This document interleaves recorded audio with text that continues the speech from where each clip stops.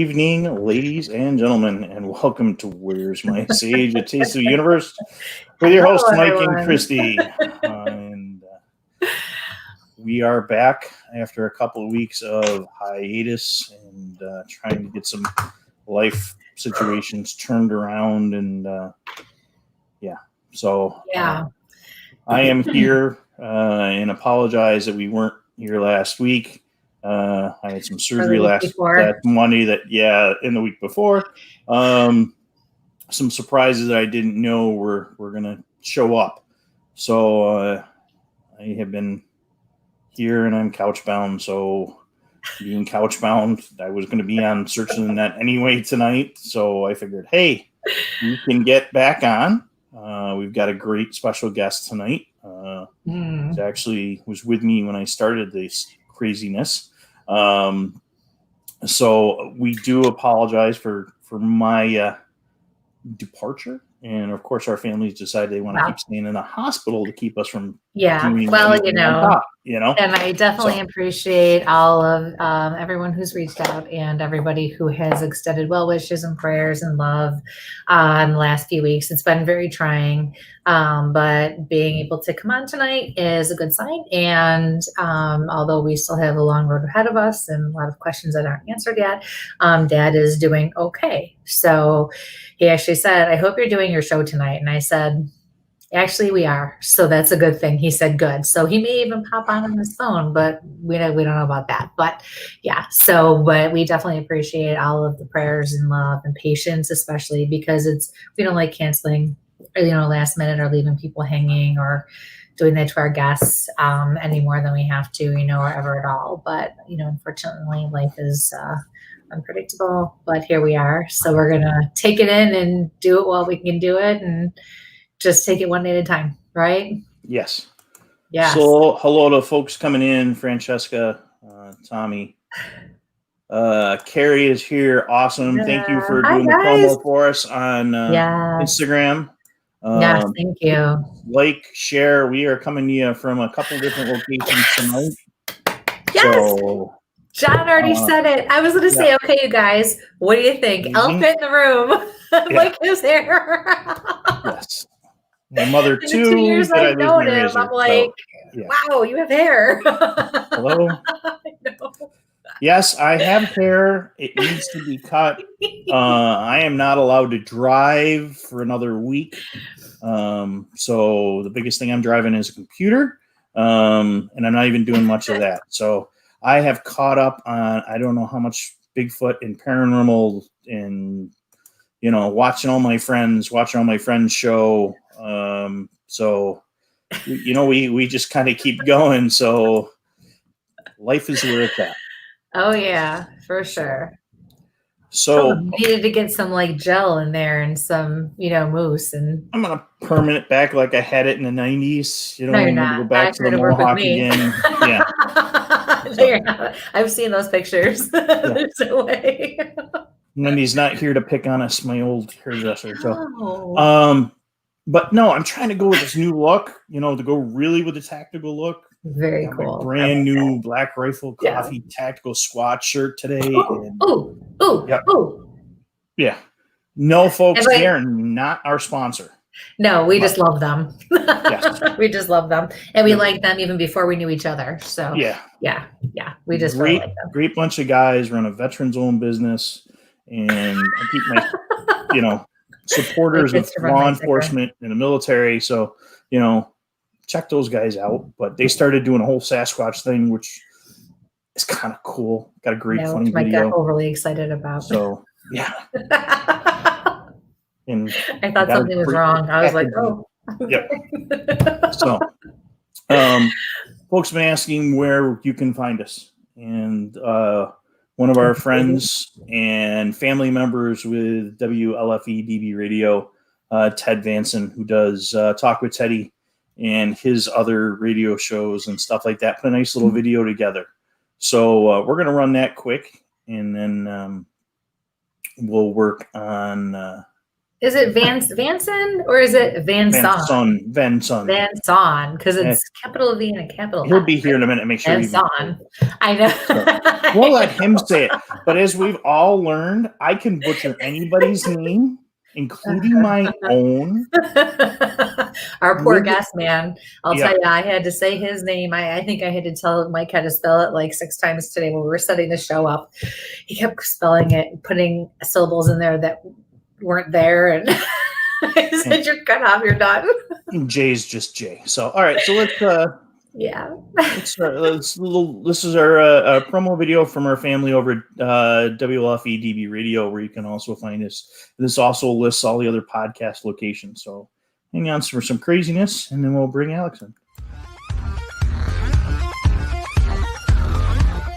Hey everybody, this is Ted from Talk with Teddy and WLFE DB Radio Network.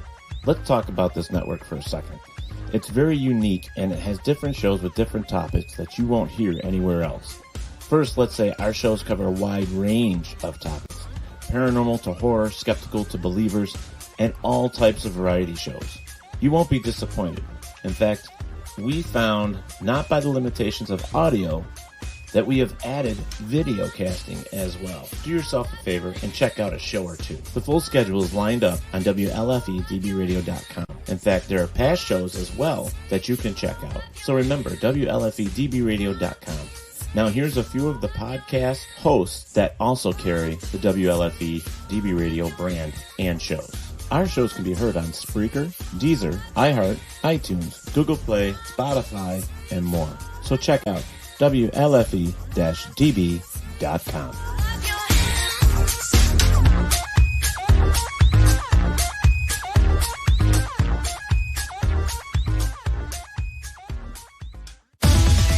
WLFE DB Radio. Okay, so that was a little word from some of our other family. Cool. He did a nice job on that. Yeah. So, hey, just a little side note, everybody, because I'm reading some of the comments with my downtime there. Tonight, I'm not answering any questions. I apologize. And I know, trust me, we have not forgotten with all the chaos and things going on in life. We've not forgotten that we had to cancel a couple of reading shows. Next week is supposed to be a reading show. So we definitely plan on being here with all prayers and fingers crossed. Nothing else will happen to take us away. But we definitely will make up for those. And you guys know we're real good for popping on, especially out of the blue, when we have time to do that. So I apologize, but tonight we're not going to be answering any questions or taking questions and doing readings. All right. But stay tuned because Alex is a really awesome guy. Tonight we have Aleksandar. I love how he spells it. I mean, I know he didn't choose how to spell his name. His parents did a really cool job with that. But Aleksandar Petakov, welcome to the show. How are you? Good. Thanks for having me on, guys. Thanks for being here. Yeah. Go ahead, Michael. I'm going to let you take the reins and introduce our awesome guest tonight. Yes. So we brought Alex in. I met Alex through Seth Breedlove at Small Town Monsters. We got to spend some time up there, but you are a filmmaker, a researcher, an all-around interesting dude, and outdoorsman. You've made a couple of really great films and documentaries that are out there, and wondering where you're planning on going. And you're located in the Northeast, correct? In New Hampshire. And did you freeze or I lose you or? I think I might be frozen. I thought, I was going to say, wow, you're doing a really good job of keeping it straight. No, let me just close my, I don't know if my other tabs are slowing me down here. My internet is not good.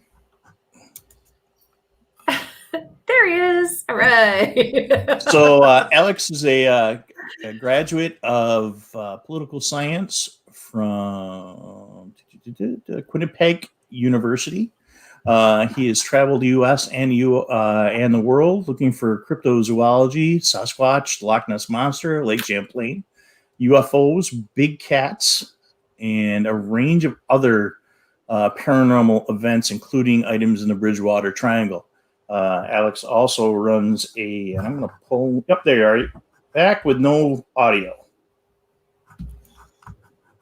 Hello? Oh, hang on 1 second.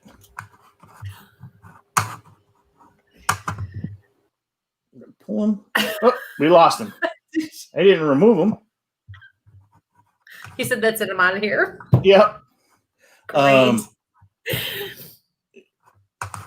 And we'll give him a second. No, he's probably trying to reset it. Yeah. I'm sure he's trying to reset it. So the nice thing is that Alex is also uses this format. So let's see if you can get that come back. I'm going to go ahead and try. There he is. All right, let's add him back. All right, are you there, sir? My internet, it decided to freeze up, of course. My browser, I was trying to close my other tabs. I usually do that beforehand. I should have done that. I didn't realize I had them closed. And then the whole thing froze, and I had to force quit Google Chrome. So I'm back. Looks like there's not as much of a delay anymore either, which is great. That's awesome. No, you're doing great. Yes, welcome back. Yeah, and it gave me a second to read your bio where I, could stare off and not stare at the screen. And, right. I didn't go to school for media or any of that. So sometimes I kind of forget the intricacies of being on a wonderful guest because I know who I'm bringing on, but our wonderful viewership sometimes don't meet the people behind the scenes. And of course my brain's not working the best. So your brain's never working the best. I don't want to hear it. Surgery or no surgery. So I'm teasing. You have gotten to travel the world and look for some amazing items. You run your own podcasts on Monday nights on YouTube. Sasquatch Out of the Shadows, which is probably one of my favorite podcasts. Oh, thank you. Not being, what am I looking for? I love ours, but I love looking at other people's stuff and the interviews and who you're getting for. That's my Monday nights. Is I know if I'm home or if I'm in the car, I can put it on and just have the audio going in the background. Yeah, I always see your comments in the live chat there, which is awesome. So you've got a great thing, and like I said, Carrie, that's Bigfoot Mountain there. It's always putting stuff out there for us. I know as a big fan, is always watching. So how did you get into doing cryptid research? I guess I was always just interested in the paranormal, the weird cryptid creatures. Since I was a kid, I had grown up hearing stories and watching documentaries on the subject. And that's sort of the way I approached it, later in life as I was going through school. I was always doing that armchair research a little bit, reading and just finding out as much as I could. You kind of fall out of it a little bit, though. And, I'd been very interested in media production and documentaries. That's a big passion of mine, is actually creating documentaries. So I think it was around 2015, 2016. I was like, well, maybe I should just kind of do documentaries about these cryptid topics. Maybe that's something kind of cool. And that's basically what I did. It started with Loch Ness and Bigfoot documentaries. They were just shorts. Started putting some of them on YouTube and kind of started meeting people along the way, started going to events. And that's, I guess, the way I research is through the documentaries. That's sort of my way of covering different cryptid topics and different cryptid subject matter and other paranormal or strange places as well. Just kind of combined two passions, and it's been a blast ever since. Your first documentary, the Loch Ness Monster, is awesome. And you filmed that with like a GoPro or just a regular? To get to start going, that was awesome. I watched that yesterday, and it's like, oh, thanks, man. For I would not be able to put something together like that. Alex, he hasn't stopped talking about it. I'm not gonna lie. Yeah. So, he was totally fangirling over that whole thing. I'm glad you like it. That makes one of us. To be a one-man show to kind of run some kind of those things. That's a cool thing to do. Were you disappointed with it? Is that no? why? No, I'm just joking. I mean, as I said, I'm glad one of us likes it at least. When I look at it now, as a filmmaker, you're always critical of your own work. So when I look at it now, it kind of makes me cringe. I'm like, oh God, what was I thinking back then? Because you're the craft evolves and you get better and you learn how to do things better. But yeah, that was basically, it was after I graduated college and I was traveling a little bit, and Loch Ness was one of the places I'd always wanted to go and visit. And while I was there, I had just my Canon camera, GoPro.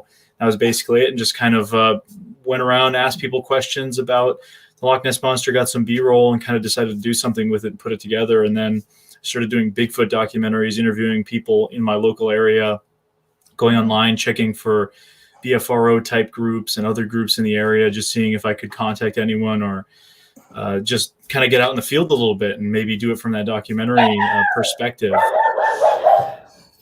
And that's Max. You haven't met Max yet. Very cool, though. Can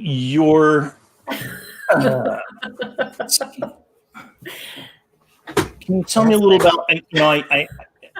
I didn't know about the trip to North Korea and the Hermit Kingdom. Can you explain a little bit about what that is? And just sure, that would be an interesting place to get into right now. And a definite very tough. Yeah, I don't know. It was the same kind of situation. I was basically took some time off after graduating from college and just was traveling a little bit. My family's originally from Europe, so I was over there for a little bit. It's an easy sort of jumping off point. That's how I was able to go to Scotland as well. That's like, when you're in Europe, that's like traveling to another state, basically. And then I decided to go to Asia for a little bit. I had some great friends from high school who were actually from South Korea, so I spent some time over there. And it was almost jokingly that I was like, oh, wouldn't it be cool to go to North Korea? So I started actually doing research, and turns out you could go. It's not as hard as you'd imagine. Now it's different. It's illegal for Americans to go now, ever since Otto Warmbier, I think his name was, a guy who was there. He was detained actually like a month after I was there, and he was the one who was returned, I believe, a couple of years ago, and he passed away shortly after that. He had something happen to him when he was over there. Very unfortunate circumstance, but since then it's been illegal. Obviously, there's been a lot of developments with North Korea in the news in the past couple of years, but this was 2015, so this was kind of right before the election, and it was an interesting time to go for sure. And yeah, I basically went after spending 3 weeks in South Korea. I went to North Korea for a 5-day tour. You go through China, and it's basically a government propaganda tour. You have to suspend all your beliefs for that time period you're there, and I didn't feel nervous or anything about it at all. The tourists usually get treated pretty well there. You're constantly watched, so you're never alone. And they basically just take you to their pre-selected places they want to show you, their war museums, their glorious monuments, all this kind of stuff that that they want to show you. Basically, you don't get to see. You get some snippets of the real North Korea and some of the poverty, but if you take pictures of it, they try to make you delete it, which is why I made some secret footage with my phone of driving around the countryside and the buses we were in, and they probably would have maybe deleted that had they known I did it, but I did it in a very discreet way. So I don't plan on going anytime soon, so I can talk about it now freely. Yeah, right. It was, a lot of people would say you're crazy. It's on your website. Exactly, yeah. A lot of people would say maybe you're crazy for going, but I thought it was an interesting experience, especially after spending all that time in South Korea. And I've always been interested in the conflict between North and South Korea. Basically the same exact people divided by unfortunate circumstances with communism and the Korean War and everything that happened during that time period. And obviously they've developed in completely different ways. South Korea is, super tech advanced, highest internet speeds in the world. And North Korea is this last vestige of a weird communist dystopian state. So you couldn't have two more different situations. And I had the privilege of being in one and then the other right back to back with a little bit of China in between, which was weird too. Yeah. Wow. That's amazing. I don't know. I mean, part of me would love to go see that part of the world, honestly, to experience and see the people and the lands. But yeah, the other part of me just says, and it's unfortunate that you would even feel any kind of resistance to want to see our world in the first place. It's just sad. So it's really nice that you had that opportunity and you're able to sneak some footage. Yeah, like I said, it was almost a joke in the beginning. I was thinking about, since I'm going to be in South Korea, I might as well, do I go to Japan? Where do I go for just a little exploration? North Korea was very much a joke. And then it turns out you could actually go. And it was definitely the most interesting trip I've ever been on. I definitely I don't regret doing it, rather. And, it's just, you see the kind of, especially coming from the U.S., technically been at war with them. And in South Korea, has been at war with them since the 50s. I mean, there hasn't been a peace treaty that's really been signed. I know there's been a lot of talk of it, but it was just interesting, especially seeing the DMZ, the demilitarized zone between North and South Korea from both sides. So I took a tour from Seoul, which is about 45 minutes from the DMZ. And then on the North Korean side, they take you to it as a part of the tour, and everything's predetermined. It was a very weird place, I got to say. Some of my footage probably reflects that, but at the end of the day, there are normal people in North Korea, just like there are in any other country. They're not all crazed, people who want to kill Americans or kill Koreans or, whatever the case may be, but they're stuck, unfortunately, with a government that doesn't treat them well at all, probably a lot worse than most. And, it was interesting to meet some people, I guess, and kind of talk to them on a human level and exchange some gifts. And like I gave our driver and some of the tour guides, I got to give them some candy and stuff like that. And like on a human level, it was really interesting to make that connection, because it's like almost like a behind enemy lines kind of thing. That's pretty neat. Yeah. Now, like that. To switch gears to the cryptid side of thing, while you were there and while you were traveling through Asia, did you pick up any stories or cryptids or UFOs or paranormal stuff that was of interest, even energy healing or something like that? Yeah, I mean, obviously you're in the cultures I was in, Korea specifically, and China just for a little bit, because the way it works is when you travel to North Korea, you have to go through China. So I was in Beijing for like less than 72 hours on each side, but did get to go to the Great Wall and walk around this really abandoned section of the Great Wall as it was snowing with a friend of mine who's an Italian photographer. We like rented this driver.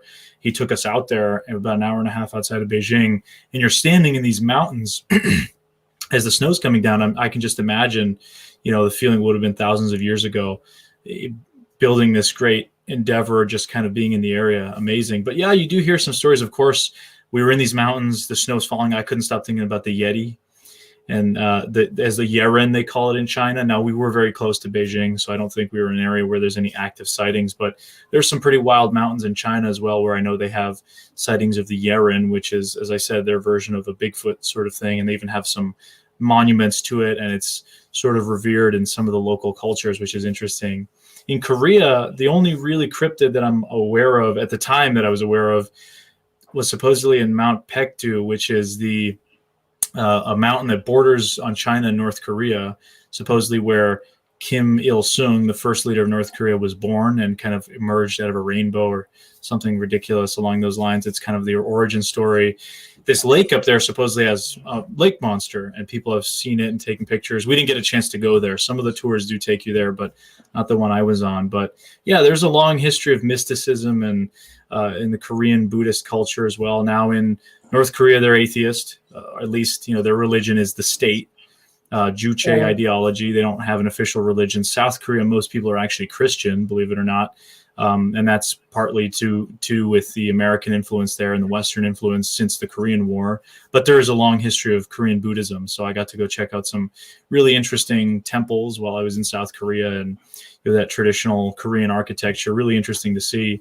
And, they have a whole host of strange stories in their cultures as well, just like any culture does, about strange lights and strange creatures in the waters. And Korea is a very big culture that's very big on seafood. So they do a lot of fishing, and they're surrounded by ocean. So there's, I've been told there's some stories of lots of water monsters and water dragons and that kind of stuff in that area. Wow.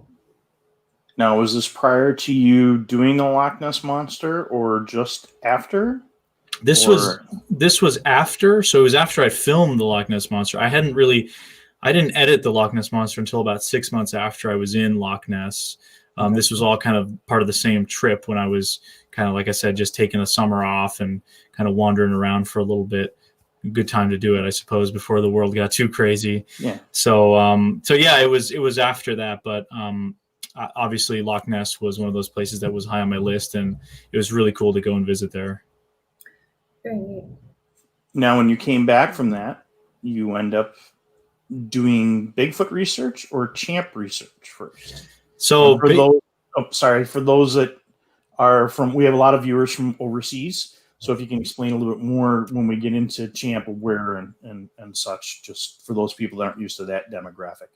Absolutely. Yeah. So I started with the Bigfoot stuff. I felt that it was the most accessible. I think what had happened was I just kind of was wanting to do a Bigfoot documentary after the Loch Ness one.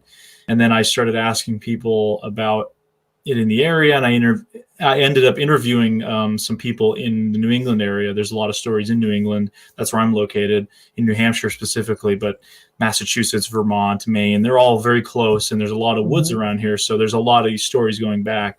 So I kind of started doing that. And I came in contact with a bunch of interesting folks and spent a while investigating that stuff. And then I ended up going to Northern California at one point as well and visiting Willow Creek, which is the kind of birthplace of the moniker Bigfoot. That's where the Bluff Creek stuff happened in the 1950s when the journalists coined the footprints people were finding as Bigfoot.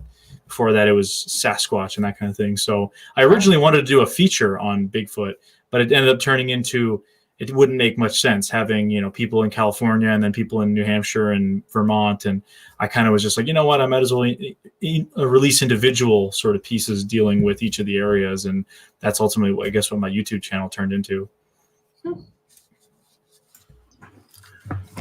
And if you're in the woods and Alex says he's going to pick a mountain, check the mountain out before you decide to hike it. When he tells it's a low grade and it's flat, it's not going to be flat. It's going to be straight up. Yeah. Wine. I will say. So he is in the woods a lot. It's good to be young. And I got to say, the man has got beautiful videos. So please check out his YouTube channel because there's some amazing footage. Yeah, we didn't mean to put you through the ringer. I think out of probably in that group where we were, I was one of the only people that was really a hiker aside from my brother. Everyone else was kind of huffing and puffing along, and we put Mike through the ringer on that mountain in the Adirondacks, no doubt. Oh, your brother's a trooper. Oh, so, he's like a rocket. He's way faster than me. The thing is, I checked the apps, right? The mountains I'm used to doing in New Hampshire, I mean, they're like even more than what we did. So I was like, oh, the grade on this, it's like 15 to the 20s percent. That's nothing compared to, the 50, 60% I'm used to. That's crazy. I love New Hampshire. Oh, yeah. Too. Yeah, it's gorgeous. When you think about things, guys, you don't think about the equipment that they take with them. And, I've had a chance to work with Alex and Seth and a couple other National Geographic folks, and the plethora of cameras and equipment, and like, well, how much stuff to have and decide what you're going to take with you is absolutely amazing. I'm like, I got a digital camera and a GoPro. I'm good to go up the mountain, and then handing his brother a backpack, like, here, I'm just take all this weight. Yeah, how much weight is that? I know. Oh, you're young, and keep packing. And man, that one camera we had. So basically, we were filming this Small Town Monsters series on the Trail of Bigfoot, The Journey, and Mike was accompanying us there for a couple of days. We did basically a week in the Adirondacks from Whitehall to, this was more central where we went, and we had this one camera, Sony FS7. This thing was massive, absolutely huge. It weighed like 20 pounds, the camera itself with the lens. So we just threw it in a backpack, had my brother take it up. Now, when I'm usually hiking, it's usually just my GoPro or my DSLR and a drone. So I don't take nearly that much equipment, but this was obviously a production where we had a drone. Right. We had multiple smaller cameras. We had the big camera for B-roll. So hopefully we got some good shots that made it worth lugging it up the mountain. Yeah. That's, I totally take it for granted. I mean, even just doing like local tours and smaller tours to see the tech guys and the true investigators who have all that equipment and all the cases and the bags and the suitcases that they have full of equipment. And then to see what Mike will bring when we go somewhere, and then to see the pictures of you guys with all the stuff you have on. I'm like, oh, well, I just go and do what I do. It doesn't require any equipment. And so unless I want to bring it, so I don't really have to worry about that. And so to see all that, you really, until you experience it or help with it, don't really realize it's heavy, it's bulky. There's a lot that goes into behind the scenes to make it all work so that you see what you're seeing with the finished product. It's amazing. And it's just, I give you guys a lot of credit. I mean, there have been times I don't even think about it. I'm like, Mike, you got this, right? Here, can we bring this computer and just mount this here, or just do this, or here, can you just walk around and follow me? And he's like, sure. And before I know it, I'm watching him balance one thing, and he's got like other things in a backpack, and I'm like, my bad, sorry. And he doesn't complain. So I give you guys a lot of credit. You just go and you do it. And it's a lot of work, and people don't realize it, So, but it's worth it in the end though, when you see the finished product and you see everything that it comes from it too. Oh yeah. I love it. I mean, as like I said, I'm a big hiker. I've hiked most of the mountains in New Hampshire, and I always have, my DSLR, probably a lens or two. Sometimes I'll bring my drone, a GoPro. And then on top of that, you got to have all your other stuff, water, food, med kit, all the other stuff you need for hiking in general. So, the pack ends up being probably somewhere in the 15, 20 pound range. And that's if it's on a day trip. If it's I've done a lot of overnights where, you're carrying 60 pounds on your back. You got the tent, you got your sleeping bag, the extra clothes. The weather up here is crazy. So just because you're hiking, backpacking in the winter or in the summer, it can be in the 30s at night in some of the up in the higher elevations with rain, and you can even get snow in the middle of the summer. So you have to prepare for everything. But like I said, I love it, and it's definitely worth it in my book. Wow, that's amazing. So you're out there in the Northeast hunting for Bigfoot. What have you come across? What have you seen? What keeps you on the path of, looking for that particular cryptid? Sure. I think probably one of the biggest things for me is hearing the stories from people.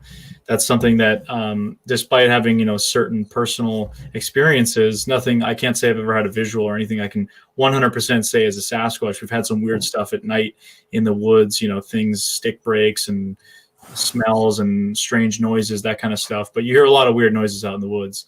But the stories, honestly, from one of the first witnesses I interviewed to doing a lot of events, I do a lot of library talks talking about Granite State Bigfoot and things in the New England area. And I always love hearing people come up afterwards and tell me their stories, or, I know somebody who's had a story.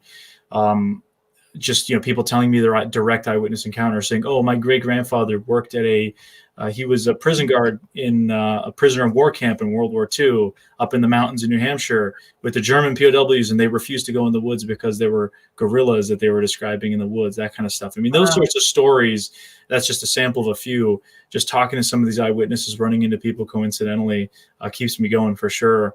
I have my own sort of personal research kind of area where we've had some stuff happen in conjunction with somebody who's had 30, 40 years of activity on their property in a very rural area here in New Hampshire. And that's been interesting, but I'm not really a researcher, I guess. I'm not out there to try and prove Bigfoot's real or any of these cryptids. I'm more interested in chronicling the stories and the history and the local legends, because some of these stories date back to before there was a modern popular sense of Bigfoot. They used to be called the Wood Devils up in the North Country, New Hampshire. This was a logging term. And there's a lot of little local stories, the Hollis Flea Monster, lots of different stories that predate even the Bigfoot name, or people weren't aware that Bigfoot could be in this part of the country. They think, it's just a Pacific Northwest thing.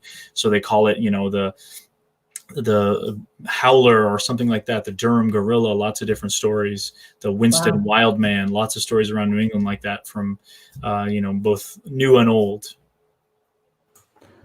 So you would say more that you're what am I looking for? A documentarian, or what am I looking for? I guess like a video notebook. Basically, you're scribing those stories. You're bringing those stories together, more like a scientific log of of that journey. A little bit of that. You as well. Right. Maybe, a little bit of that. I mean, so a lot of the stories I'm aware of, people don't want to be interviewed on camera, or they just kind of tell me their story and then I'll write it down, or I'll have them fill out a sighting report. And that I don't really, that's a lot of that stuff I just have kind of sitting around, but it's cool for me to have that stuff. But I would love to interview people any chance I get. If they're willing, I will interview a person, whether it's simply audio or on camera, if they're willing to show their face. If not, completely respect that. I've had people who have, told me, oh, you can film this, but can't release it anywhere, just kind of in my own personal archives. And I hope to at some point put together a book of just New Hampshire Bigfoot stories in particular. I think a lot of New England has been covered in some other literary works, but New Hampshire has some really unique stories that I don't think have been talked about very much. So I was actually hoping this summer to do a lot of research at local libraries and do some digging on stories that may date back before the term Bigfoot and that kind of stuff. Obviously, the world had a different plan. So that's, to be done at a later date. But yeah, I guess it's just, for me, it's more of a journey about hearing people's stories, and in conjunction with the stuff I've had happen personally, it's sort of painting a picture in my mind of what's going on here, rather than me out there, trying to get a piece of hair to prove definitively that this exists. I don't know if that'll ever be done. I don't think it will be possible to really prove what Bigfoot is. I mean, we know so little.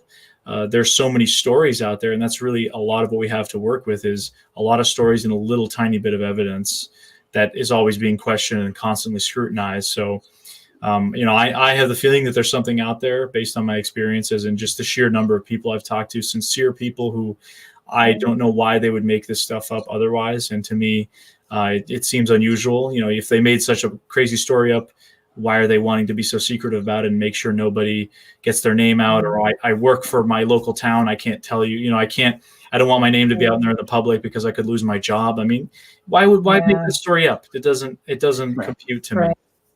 Well, and in a way, I mean, it all goes hand in hand. If these stories are lost, especially through the generations, because, all these experiences happen over such a long period of time, if they're forgotten, then the people who are out to search for the truth will say, we need that. We need those stories. That might be, there might be facts in those stories that have been proven over time that now we know but if the story was buried or lost or forgotten, we wouldn't know that. We wouldn't be able to correlate that or make that connection.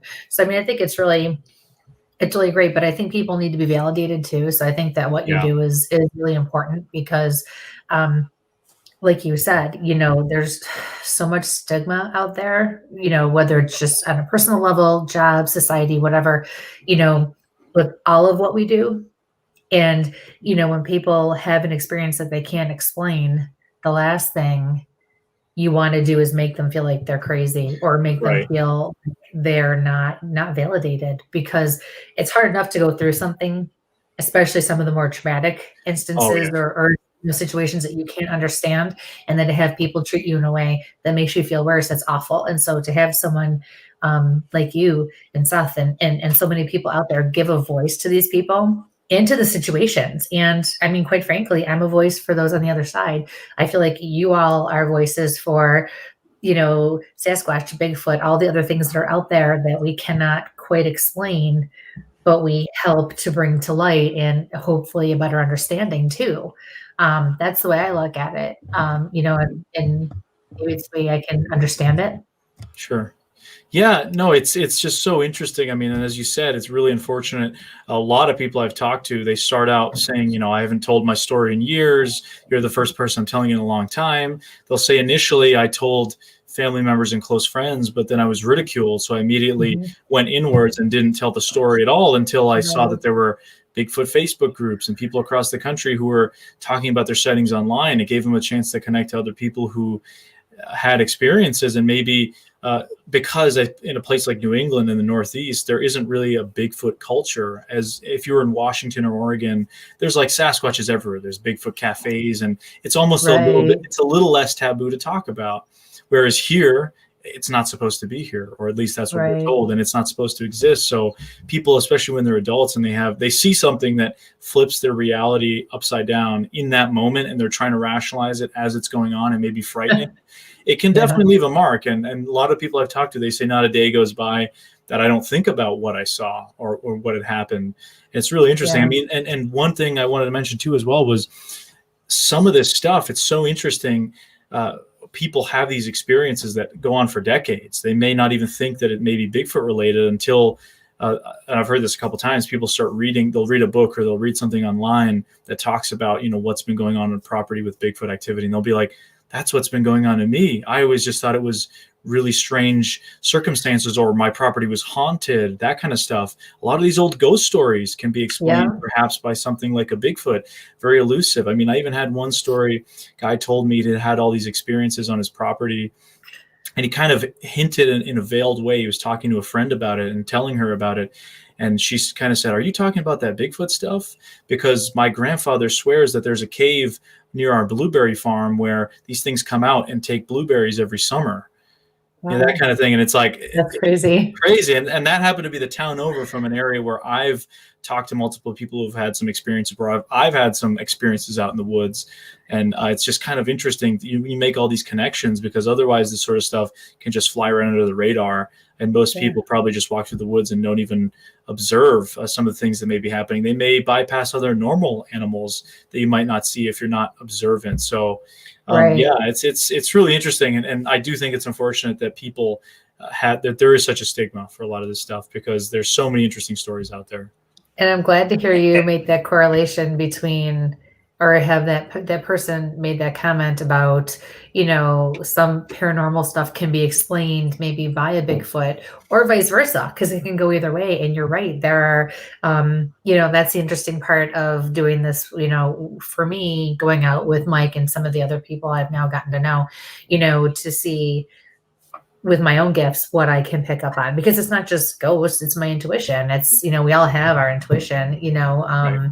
To be able to follow that and to know yes or no, or to feel things, not just the mediumship part of it, but it's really neat to get out there and use my skills and gifts on that level as well, and to see if there's a correlation, which I happen to think there is on some level. I can't say that I know any more than that, but I do think there is something.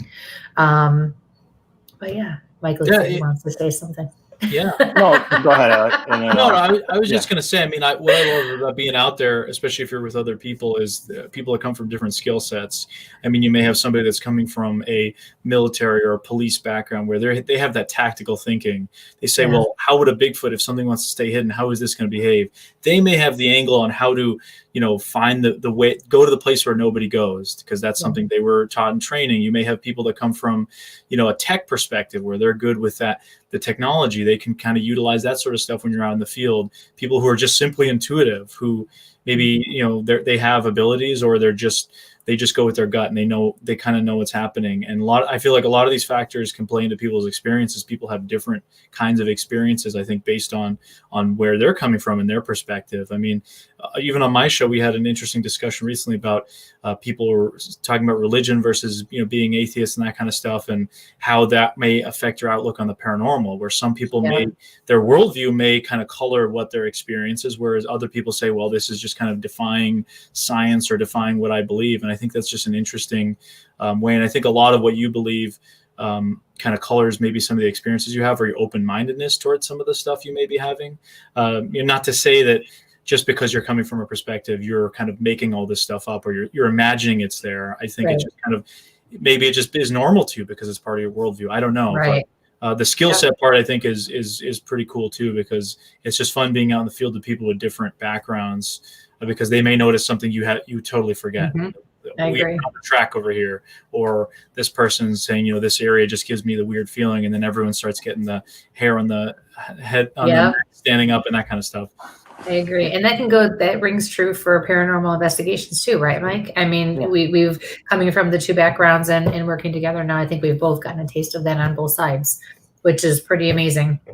Yeah, you learn a lot about yourself. Yeah. I mean, look, even you and I saw being out there, you're like, oh, we can hear stuff in the woods. And you're like, yeah, we got a thermal camera here. That's a tree rat. That's not Bigfoot coming through. Right. That's a chipmunk or a squirrel ripping something apart. Yeah. It's not, a 6,000-pound animal chasing us through the woods. Yeah, you can barely see it here. But yeah, that's what I was going to kind of get back with your skill set as an artist, as a filmmaker. When you look at things, when you go into the woods, these stories, do they pull you to the woods more? do you have a more of a, I would say a colorized, being a Rochester guy in Kodak, that colorization, not just a black and white kind of thing, but can you visualize in your head, hey, this is where I think what I'm seeing, is this where I need to go to portray the story?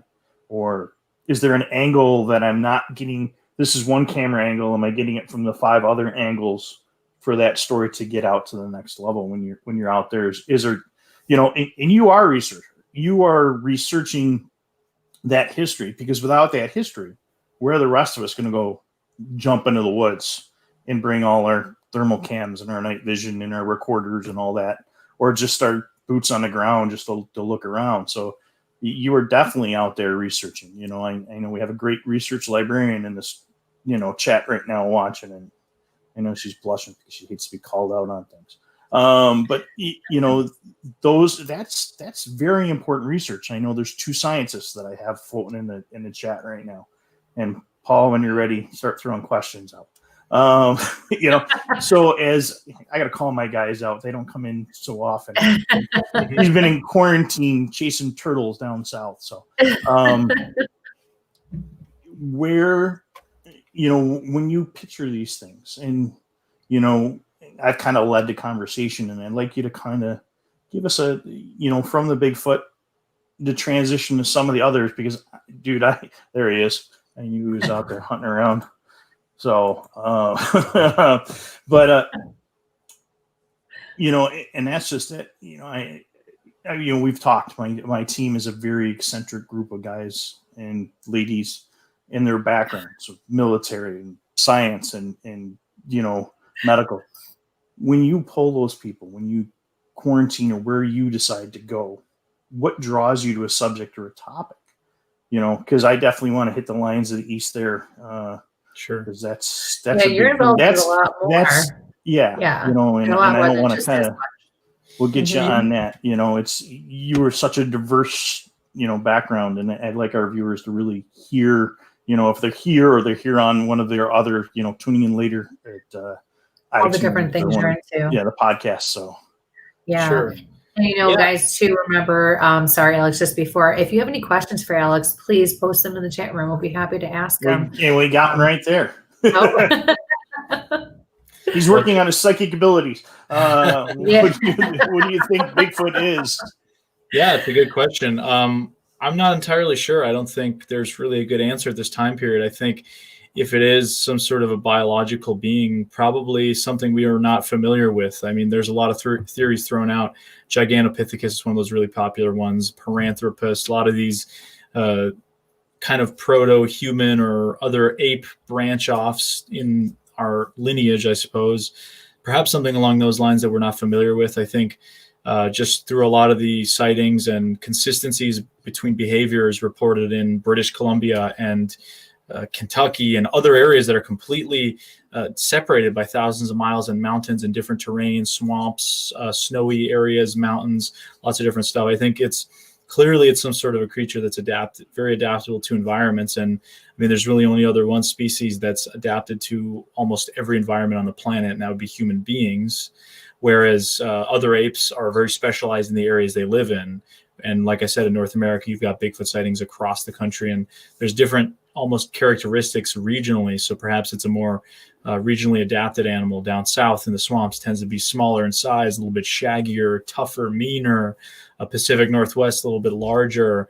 Some parts of the Northeast, there's like a UFO connection, glowing red eyes reported, that sort of stuff. So I don't really know what the right answer is. I know that's kind of a cop-out, but I just don't know. I would think if it's something biological, I think it's something we just don't know about, because it's so similar to us, yet it's not. It's completely adapted to its environment to a point where it's almost may seem supernatural. And some people indeed do think it's supernatural, but it's so adapted that it's just ridiculous. It's like the best woodsman out there times 10. I mean, that's just what it seems like. And I don't know if we'll ever know really what it truly is, but those of us that are searching and out there and kind of what you were talking about earlier, Mike, with, what draws you. I mean, I'm a lover of the outdoors. I love being out in the woods. I used to take survival training back in the day. And as I mentioned, big hiker, backpacker, I'm at home in the woods. So I'd be out there anyway. But for me, when I look at a particular patch of woods, my mind races and I say, this is like, would this be a great habitat for something like a Bigfoot or mountain lions or something else mysterious? I love all other animals. I love moose. They're kind of like my spirit animal. We get a lot of them up here in the Northeast. And just the other day in my spot where I had a face-to-face with one in March, I found big tracks, which is really exciting. I was nerding out over it. Great white sharks. I'm a big lover of great white sharks, other animals that we know about. So I feel like the cryptid stuff for me is kind of an extension of that. Because when I'm out in the woods, I'm looking at it, I'm saying, it would be boring to me if there was almost no mysterious stories and mysteries out there. So it kind of just adds to my general love of the outdoors. Awesome. Christy's not laughing. Yeah, I'm not laughing at you. So we had a moose adventure too long ago. We're going to make a quick left turn because this kind of relates to both my co-host and our guest and my research partner who's here with us tonight. Yeah. Please, if you're going to go in the woods, learn to use a map. Do not use your phone as a GPS. No. You bringing up moose, we went back into the Dax a couple weeks later to do. I told you guys about the one witness that reached out to us, and I'm like, oh, well, let's take a quick turn off road, and we're gonna go down and look for moose. So I reach out to some buddies with DEC and everything else. And I'm like, hey, go down here. Don't let him downplay it. He was so excited. It was disgusting. He was going to see a moose. He was on a mission and there was no getting away from it. That was the weekend that Garmin decided to get hijacked. So we had no GPS. So we got lost on a dirt road. Not really lost on a dirt road, but we got stuck on a dirt road for 3.5 hours at 15 miles an hour. And we didn't see any moose. Supposedly the highest concentration of moose in the Dax. So I guess New Hampshire is going to have to be my right turn after this thing. It's hit or miss. I mean, I've been out there so many times and not seen moose. And then like I was up in northern New Hampshire back in early June with my family. And we were in this area called Moose Alley, which is one of the highest concentrations in New England. We saw like 12 moose in a 2-day time period, including most were females and younger males, but we did see one bull with the huge antlers. And by the time I had my camera out, he was already in the bushes. And, past basically every weekend, aside from that, I've been up in northern Maine and some of these areas where there's the highest concentration of moose on the East Coast. And I've seen nothing. I mean, both times it's like, it's such a hit or miss thing. And then I'm in my spot in southern New Hampshire just a few days ago. And I find these huge moose tracks right going through an area that a lot of people, it's like a local shooting spot. It's like a plinking pit, right going through the middle of the mud where the water dried up. And I'm like, this is where I had an encounter with one in March face to face. And I'm like, oh, it's kind of cool to see they're around. But they're a lot more readily available in northern New England than they are in the southern part. So to see that there, I'm like, well, of course you're up in Maine. I don't see one. And then I come down here and I'm finding all kinds of stuff. Right. But they're magnificent animals. Like I said, they're kind of my spirit animal. That's so cool. Yeah. And talk about using your intuition halfway through this really, really, really long drive. I finally looked at him. I'm like, we're not going to see a freaking moose. I hope you know that. I'm like, there is nothing in this area. She's like, don't say that. Don't say that. So I got a turkey in the school. As I'm calling my husband going, I'm going to be about 3 hours late coming home from this trip. That always happens. That was great. So, yeah. But yeah, we ended up getting lost because of GPS as well too. So and because likes GPS. So anywho, tell everyone about all the other things you also do, and all the other focuses that you have, and the things that you do. Sure. So, I mean, I consider myself, I guess, a cryptozoology researcher, and there's a lot of stuff within cryptozoology. So it's more than just Bigfoot. That just happens to be a big focus because obviously it's one of the more well-known cryptids out there. It's pretty much everywhere, like I mentioned, in North America, wherever you go. I mean, just a few weeks ago in late July, I was in Arizona in the Mogollon Rim. We're filming a show out there, and we're looking for their local version of the Bigfoot. They call the Mogollon Monster. The same kind of thing. So Bigfoot's really everywhere, but cryptozoology entails a lot of different things. It's really the study of hidden or unknown animals. So that can include animals that are out of place, previously thought extinct or just totally unknown. So I've done a lot of stuff as we kind of talked about Loch Ness. Lake monsters are a big fascination for me, including Champ, the Lake Champlain monster. Bigfoot, obviously Bigfoot, as I mentioned, but other hominids as well. And then, sorry, his wife's chiming in.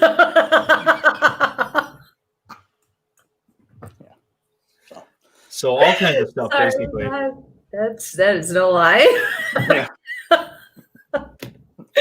So Champ, Lake That's Champ. how it always happens, though. You're out there, and then you see stuff close to home. You'll see a bear in your yard or something. Be like, I was just in the wildest place, and I didn't see anything. Yeah. Yeah. Wow. So Champ, what do you think Champ is? I mean, that's your thing, and we're gonna, in a little bit get to some of the previews of some of the videos and your trailers. That's probably my favorite cryptid actually out there is Champ. I think it's funny that, it's kind of known as America's Loch Ness Monster. It's probably the second most famous lake monster in the world after Loch Ness. Nessie gets all the headlines, all this kind of stuff. And it's funny, growing up almost 3 hours from Lake Champlain, I was more interested in Nessie and Loch Ness growing up, even though it was across the ocean.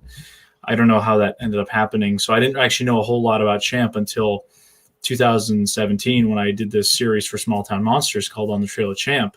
And I spent time with the researchers and talking to a lot of eyewitnesses, and just the location, Lake Champlain, this beautiful ancient lake that's nestled between the Green Mountains of Vermont and the Adirondacks of New York on the other side. I mean, it's just a picture perfect environment. Such a huge lake, way more conducive, I guess, for life than Loch Ness, which is kind of a deep and very dark and not biodiverse lake, whereas Lake Champlain, some of the world-class fishing, lots of huge fish species, lots of other wildlife. It's a really amazing area. So yeah, what do I think Champ is? That again, I don't know, but I think whatever it is, I do believe that it probably exists, and it's some sort of remnant from the Ice Age or something that came into Lake Champlain when it was connected to the broader ocean. There were other species of whales and other marine mammals, and it was salt water, so you had all these animals coming in from the ocean. Maybe something was in there, and as the glaciers receded and the water turned into a brackish fresh water from salt water, whatever it was trapped there. There's several species of fish in the lake that are thought to be remnants of the Champlain Sea era, which was really only, around 9,000 to 10,000 years ago, which is not that long in a geological time period. So you have the sturgeon, the sea lamprey, the landlocked Atlantic salmon, all in Lake Champlain, other fish species that adapted from saltwater to freshwater. So the thought process is, well, maybe something else adapted, something larger. My personal favorite theory about Champ is that it's some sort of a large aquatic turtle, maybe an unknown species of turtle. Mm-hmm. A lot of people point to the classic plesiosaur sort of aquatic dinosaur theory. I don't know how much credence that has, in my opinion. But if you look at turtles, they're probably the most similar organism we have to something like a plesiosaur. These marine reptiles, they're very similar to what they would have been like. So maybe there's some sort of a turtle. They're extremely interesting animals. They live for a really long time. There's already huge snapping turtles at Lake Champlain that are just monsters. So what if there's something that is adapted? That's just my personal favorite theory. I don't necessarily know if it's true, but some of the witnesses I've talked to said, I first thought it was kind of dinosaur-like, but it looked like a giant turtle with a long neck, which is really an interesting way of putting it, I suppose. Yeah, they just found a new species of alligator snapping turtle in Florida. I heard that. Yeah, I heard that. 100 pounds and stuff like that, and really? Or something like that.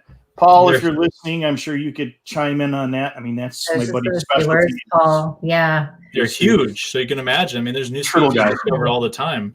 You have species of small reptiles, fish, bugs, usually those kind of things that are discovered. But every couple years, there's a larger animal that's discovered. In the last 20 or so years, we've had certain types of monkeys, deer, those kinds of things in parts of Asia that have been discovered that nobody, maybe people had seen it before, but it never really been documented in that way. So a lot of cryptozoologists put their hopes on some of that kind of stuff, which I think is interesting because we don't really know everything that's out there. We may know most of it, but there's always still some mysteries out there.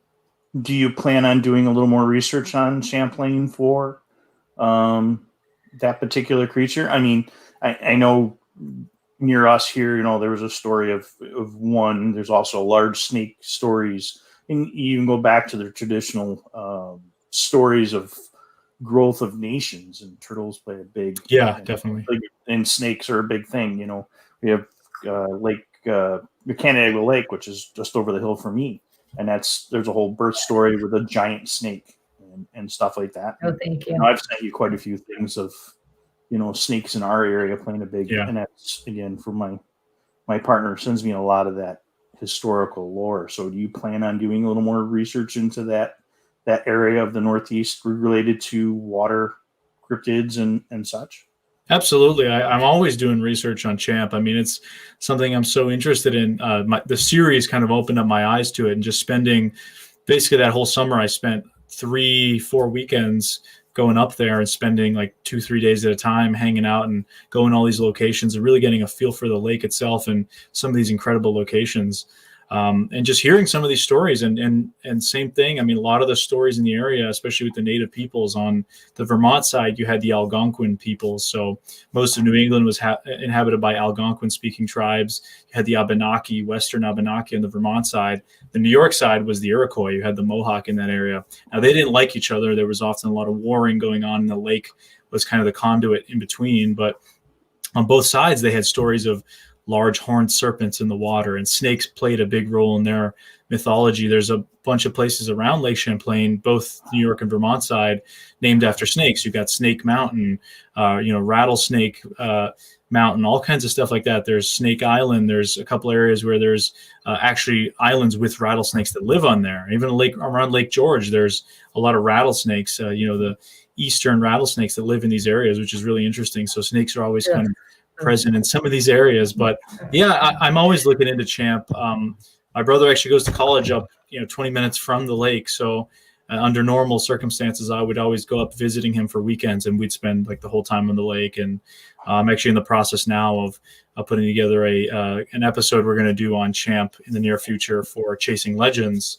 and it's the same kind of thing. We're going to be up there interviewing witnesses, and that's what fascinates me too with the subject is the witnesses. There's so many interesting eyewitnesses with Champ, and if we're to believe that every lake has just these strange anomalies that happen and people report monsters everywhere, there's a lot of lakes that do have monster stories, but not every lake has these stories. If it's human perception that's at fault, why is every lake not having these incredible on land and head-on sightings of things? It's only happening in a few lakes, and a few lakes with credible evidence. And I think Champlain is one of the few lakes out there, even more so maybe than even Loch Ness itself, where there's more of a body of evidence, or at least a history of sightings going back from the native peoples to the first inhabitants of the lake and up until the modern day. And it's just a huge environment. And there's so many other species in there that it's just an amazing area. And it's just beautiful. It's one of my favorite places in the world. So every chance I get, I'm up there in either Vermont or on the New York side. And that's why when we were filming the documentary there with Mike and Seth and the guys, we were so close to Lake Champlain, especially being in Whitehall, New York, which is the southern tip of Lake Champlain. You have the Bigfoot stories there, but that's where a lot of the old school Champ stories happen in the 1870s, right outside of Whitehall, New York. Oh, so wow. you have I didn't realize they were there in Whitehall. Yeah, so the Whitehall Times actually wrote about a lot of that in the 1870s. There were search parties that were sent out to try and kill the monster. It was like a straight out of a movie, and there were people saying that their cattle were being killed by a large serpent, and supposedly a group of guys armed in this boat managed to kill this creature, but the body sunk to the bottom and they couldn't retrieve it. And the Whitehall Times wrote a lot about it. So now if you go into Whitehall, it's more known for Bigfoot. You have the Abear Road incident, all the kind of stuff. So you'll have a Sasquatch Saloon restaurant, Joe's Pizza with a Bigfoot statue. But then down the street, you'll have Champ's Restaurant. And their mascot is the classic lake monster with the head and neck kind of thing. Oh. So it's like a place where cryptids kind of collide right in Whitehall, which I think is really awesome. And you have all the UFO stuff. That too. Black Panthers, mountain lions, everything to boot. But Bigfoot steals the headlines in Whitehall, but right there and after it. So, where do we want to go with this here? You have your new Legends series. If you want to give us a little, sample of that, sure. And then let's talk about your UFO journey. Sure. Yeah. So Chasing Legends is a series by a buddy of mine from the Midwest named Nash Hoover. It's a series he's been doing for a while where they kind of go and investigate these various legends, mostly cryptid stuff. Back in the winter, this last winter, he contacted me saying, "Oh, we're going to be planning on doing a thing on the Pukwudgies in the Bridgewater Triangle of Massachusetts. I know you're in New England. Do you want to be a guest investigator, or kind of do you know anyone in the area who has stories?" And I was like, "Absolutely. I'd love to connect you with people who know more about that subject than I do." And I kind of came on as a guest investigator, and we clicked really well, and decided to come on the series as an executive producer and a guest investigator as well, or I guess part of the team investigator. And it's more of a departure from my usual documentary style where it's just about the subjects. I'm not really present.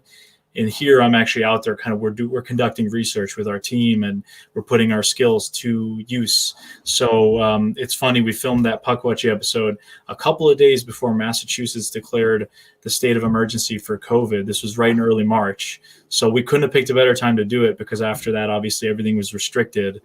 So that was like the last chance to get that in. And it's the first season we've been filming and we just filmed one in Arizona a couple weeks ago. Like as I mentioned about the Mogollon monster, which is a Bigfoot type creature. And the first season will have 4 episodes.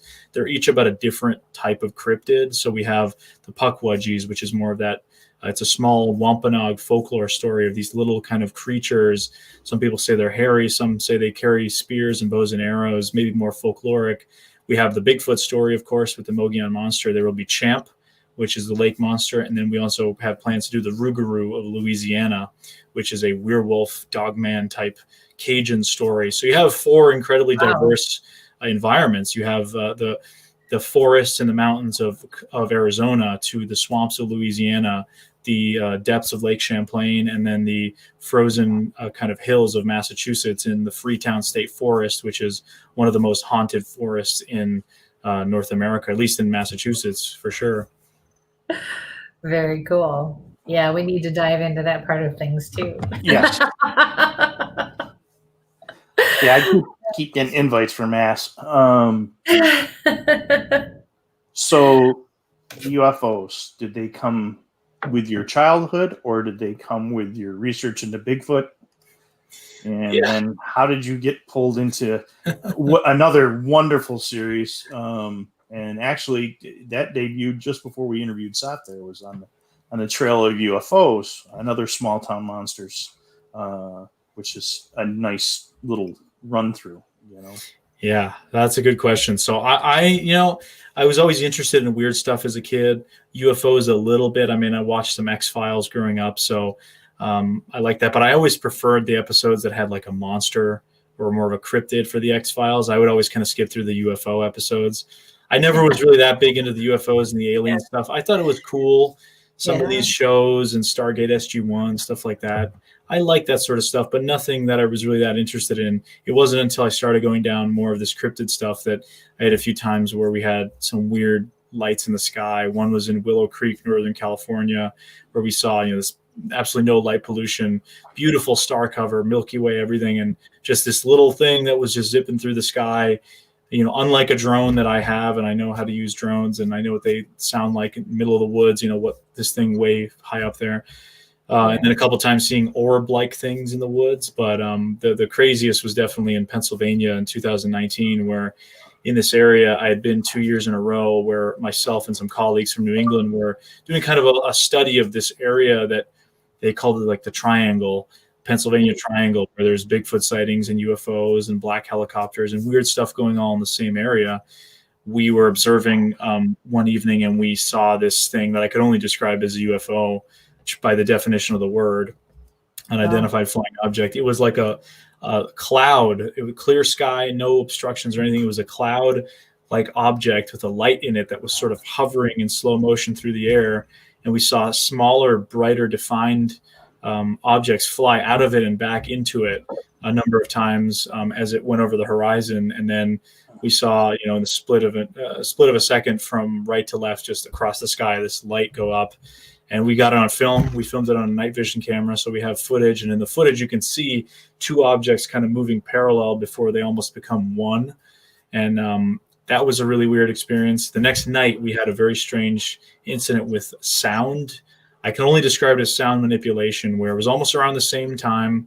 We were all kind of hanging around in this garage where we had a bunch of our equipment on the property we were staying on, and we heard this high-pitched kind of sound just start going off. It was like a C tone, almost like a Tibetan singing bowl kind of noise, that sort of consistency. And we thought, somebody had set off some device. Meanwhile, we have two people sleeping upstairs, the homeowners, and then a guy laying in the room next to us with the door cracked open. But he wasn't with us. Maybe there were 5 of us in the garage. We're looking around trying to find where this sound is coming from. And it eventually kind of sounds like it's outside. So we step outside and you can hear it in the air. It was a cloudy night. You couldn't see anything. And it almost sounds like it's moving. And we have 2 people recording with cell phones at that point.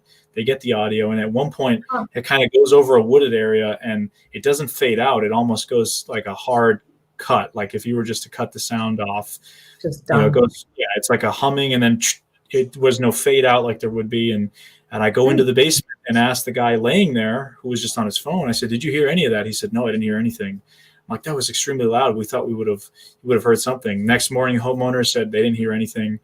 That was weird. I don't know exactly what happened with that, but the fact that it happened the night after we had this weird UFO sighting, I don't know if it was connected or not, but apparently that happens a lot in that area. And we had a town hall meeting the next day, and we told people, and they were kind of like, we were so through the roof, this is crazy. We can't wait to share with people. And they sort of said, yeah, that kind of stuff happens pretty regularly around here. It's not that weird. And we're like, okay, I guess we're just like the newbies over here. You guys just have it going on all the time. Was that in the Ridge? In the Chestnut Ridge? It was not Chestnut Ridge, actually. It's more in the central part of the state. So it's like a little bit to the west, but right kind of near the center. And you can go to if people are curious, they can go to my website. I have a whole blog post explaining exactly what happened, as well as the video. And I probably should have sent you the link to that, Mike, but it's got the video and still images of the footage. And I've got your website here on my other screen. So it'd be under the blog section going back to, I think, June or July of 2019. But like I said, we don't make any claims as to what it was. It was just the strangest thing I personally have ever seen. It could have been some super secret military technology, but it didn't behave like anything I've ever seen. My grandfather was a pilot. I've been flying my whole life since I was a kid. I wasn't born in this country. I've literally been flying since before I could even remember. And I've seen all kinds of weird light and weather patterns that you just look UFO-like, and this was like nothing I'd ever seen before. Very cool. And that's what kind of brought me into UFOs. I wasn't really that interested in it until this stuff happened. It's amazing how you start with one thing, and before you know it, it kind of just all spirals into the next thing. And before you know it, everything really is connected in some way, shape, or form, even if you don't realize it at the time. And it's different for all of us, you know. It was what was so weird about this was, there was my second year going to this spot in Pennsylvania where basically my friend Paul Eno, who's a journalist, and he's got a show called Behind the Paranormal with his son in the Rhode Island area. And they've been covering these topics for years, for decades. And a couple of his readers had contacted him about an area they had, this strange anomalous area. So that's how they started going to this spot. They had all gone there multiple times. This was my second time there. And my first time there in 2018, I was thinking to myself, like, I don't know about this whole UFO and all this weird stuff going on. I'm more interested in the Bigfoot stuff. So we did get to interview, 3 generations of a family who were all having Bigfoot activity on their property. So I'm like, this is perfect for me. But I'm like, I don't know about all this other stuff. Seems a little wishy-washy. And then you have this stuff sort of happen, and it kind of changed my perspective a little bit. And I'm like, there may be something weirder going on here, because you have the Bigfoot stuff going on the same property where people are reporting shadow people in their homes, and then a couple of properties down, missing time, UFO sightings, all within the same family and the same property. What is actually going on here? And welcome to Where's My Sage? Right. That was very good. Good job, Parker. Yeah. That's, when we started this, my skeptic background was to say, hey, let's, introduce people and get them off the couch. And Chrissy's, background with being a medium and doing ghost tours and that kind of thing. It's just, and energy healing. How do you explain this? 5 years ago, I'd be like, yeah, okay. 30 years of martial arts training, you've seen some stuff, but you just kind of go, So your experiences, that's why I had notes and I just threw them out. about 10 minutes before the show because I did not know where we were going to spin this. And folks that are tuning in, Alex's background, it just it pulls from so much.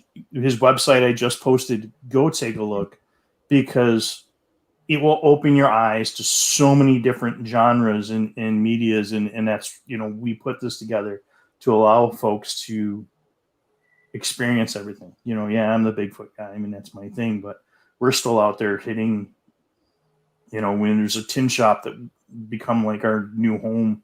And thank you to, Sheila and the gang up there, the pit crew, to let us go up and bounce in there. And it's part of the Underground Railroad and the story that building has and the surrounding areas. And, and it's just, and usually we start out with a Bigfoot trip out to the woods first, because there's that whole area. It's almost like a Bridgewater area, because they had like a schoolhouse that was burned down with like all the kids, and like left the bodies and everybody there. But it's like the whole town just had this really weird black plague and killed the whole town. So like this whole town is in the middle of the woods, but there's UFO sightings, there's Bigfoot sightings, it's the freakiest. And then we leave from there because it's still on the trail of the Underground Railroad. Amazing. And the architecture and everything in that building is absolutely amazing. So it's especially freaky in the woods when my partner takes off and just leaves me kind of standing there. Happens. Never gonna live that down ever. Oh, I'm not supposed to go that way. Oh, really? Okay, I'll see you in a little while. And he takes off, and I'm just kind of there. But twice done that. we do see that so much. The first time we took Christy out, and the kid we were out with, he mentioned, we went out for Bigfoot, and halfway through he's like, hey, by the way, we're going to hit this UFO thing and the ghost thing, why we're into it. So it always seems to kind of cross. Yeah. So this might be a good opportunity to play our promo again before we continue on with our guests. We could talk all night with you. Yes. So folks, so much to share. Those tuning in, again, you can go back to YouTube and everything like that and catch us. But our great friends at WLFE DB Radio have put this wonderful little promo together.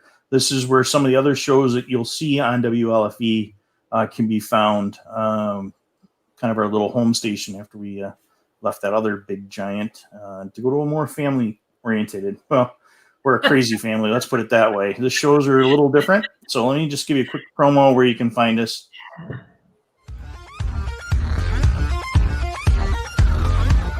Hey everybody, this is Ted from Talk with Teddy and WLFE DB Radio Network. Let's talk about this network for a second. It's very unique, and it has different shows with different topics that you won't hear anywhere else. First, let's say our shows cover a wide range of topics. Paranormal to horror, skeptical to believers, and all types of variety shows. You won't be disappointed. In fact, we found, not by the limitations of audio, that we have added video casting as well. Do yourself a favor and check out a show or two. The full schedule is lined up on WLFEDBRadio.com. In fact, there are past shows as well that you can check out. So remember, WLFEDBRadio.com. Now here's a few of the podcast hosts that also carry the WLFE DB Radio brand and shows. Our shows can be heard on Spreaker, Deezer, iHeart, iTunes, Google Play, Spotify, and more. So check out WLFE-DB.com.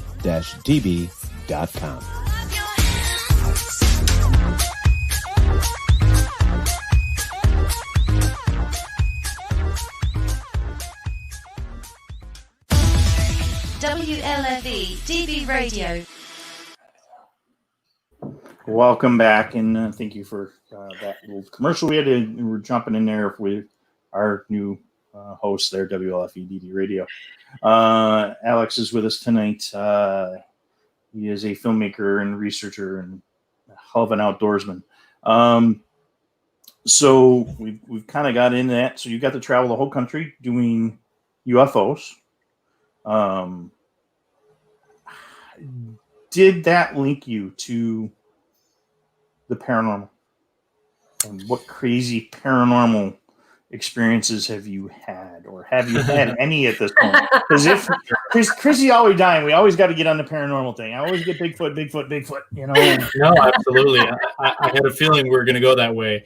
So I mean, doing on the trail of Bigfoot, on the trail of UFOs. There's so many on the trail ofs now. So that was Seth and Shannon and those guys. They were kind of across the country, and I really put together the New England section of it. Obviously, we came up here and talked about the Betty and Barney Hill abduction and the Exeter UFO incident. These are famous, especially the Betty and Barney Hill case. I mean, one of the first real abduction cases happened in one of my favorite hiking spots in the world, Franconia Notch State Park here in New Hampshire, where I go all the time. So we kind of came up here, and there were some interesting, certainly, experiences we had. Well, in New Hampshire, there was some kind of a raccoon or something in the walls of the rental place we were in that were scratching through, like Seth near his room all night. Just kind of a funny experience. But in terms of the paranormal, so ghosts and that kind of stuff, I've definitely had some experiences, but it's not my thing, like, at all. And some people think, oh, you know, you're into all this weird stuff. Why aren't you really into it? I always joke around. I'm much more comfortable in the woods or in some wilderness at night, knowing that there's some sort of a creature around me, than I would be in like a basement of a supposedly haunted asylum or a battlefield or something like that. And I don't know if that's because I have a little bit of an sense with the energy. You can definitely feel when there's like a heavy atmosphere. Yeah. I'm just not really a big fan of it. I don't like to mess with stuff that I don't really understand, unless it's Bigfoot and lake monsters and that stuff. But I like growing up. I mean, I had some experiences when my grandmother passed away. Wait a minute. Hold on. I got to stop you, only because all day long, because, all right, everybody knows this is how it goes. Your mother's mother, you must have been close with her, and she was like a mother to you. Is that correct? She was. Yeah, I was close to her, like, absolutely, while she was alive.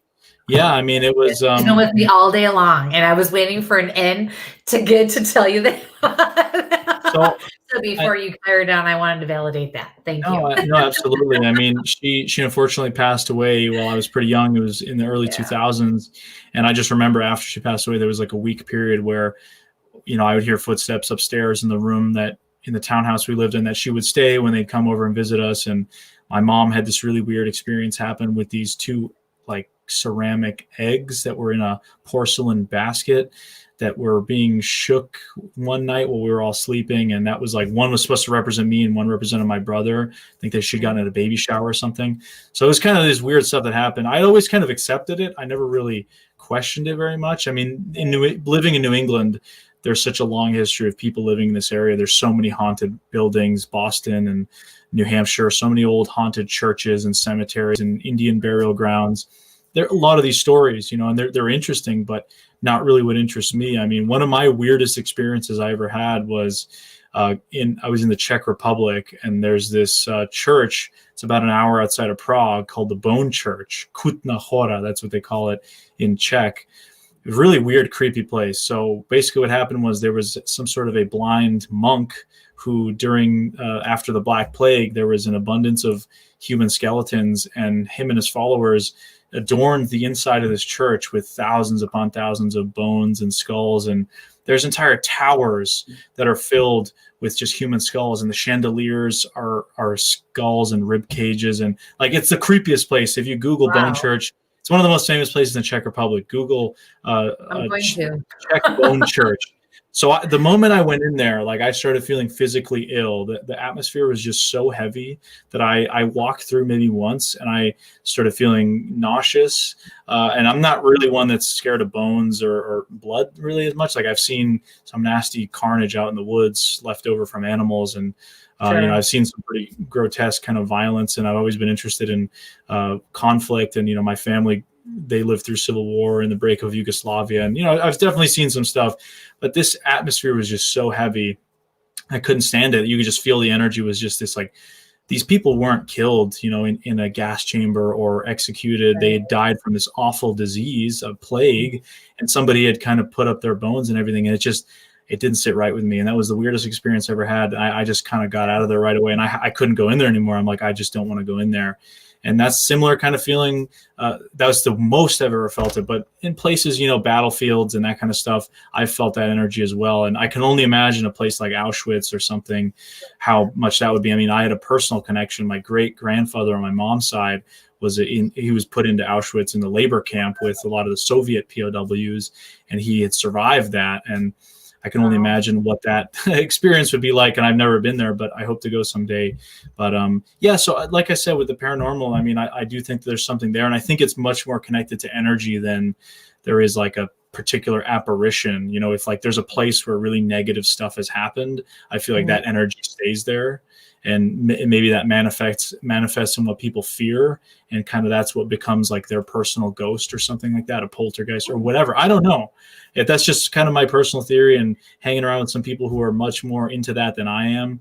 A lot of what they say seems to kind of make sense, and it has to do with energy. I mean, energy is everything basically in the world, right? So it's kind of all around us. I think the thing that I love the most about you, and I've never, for everybody out there, I've never met Alex. This is the first time we've even talked before now, nothing before now. And I think the one thing that I'm very impressed with the most is that you really are just so open-minded. You're not trying to prove anyone right or wrong.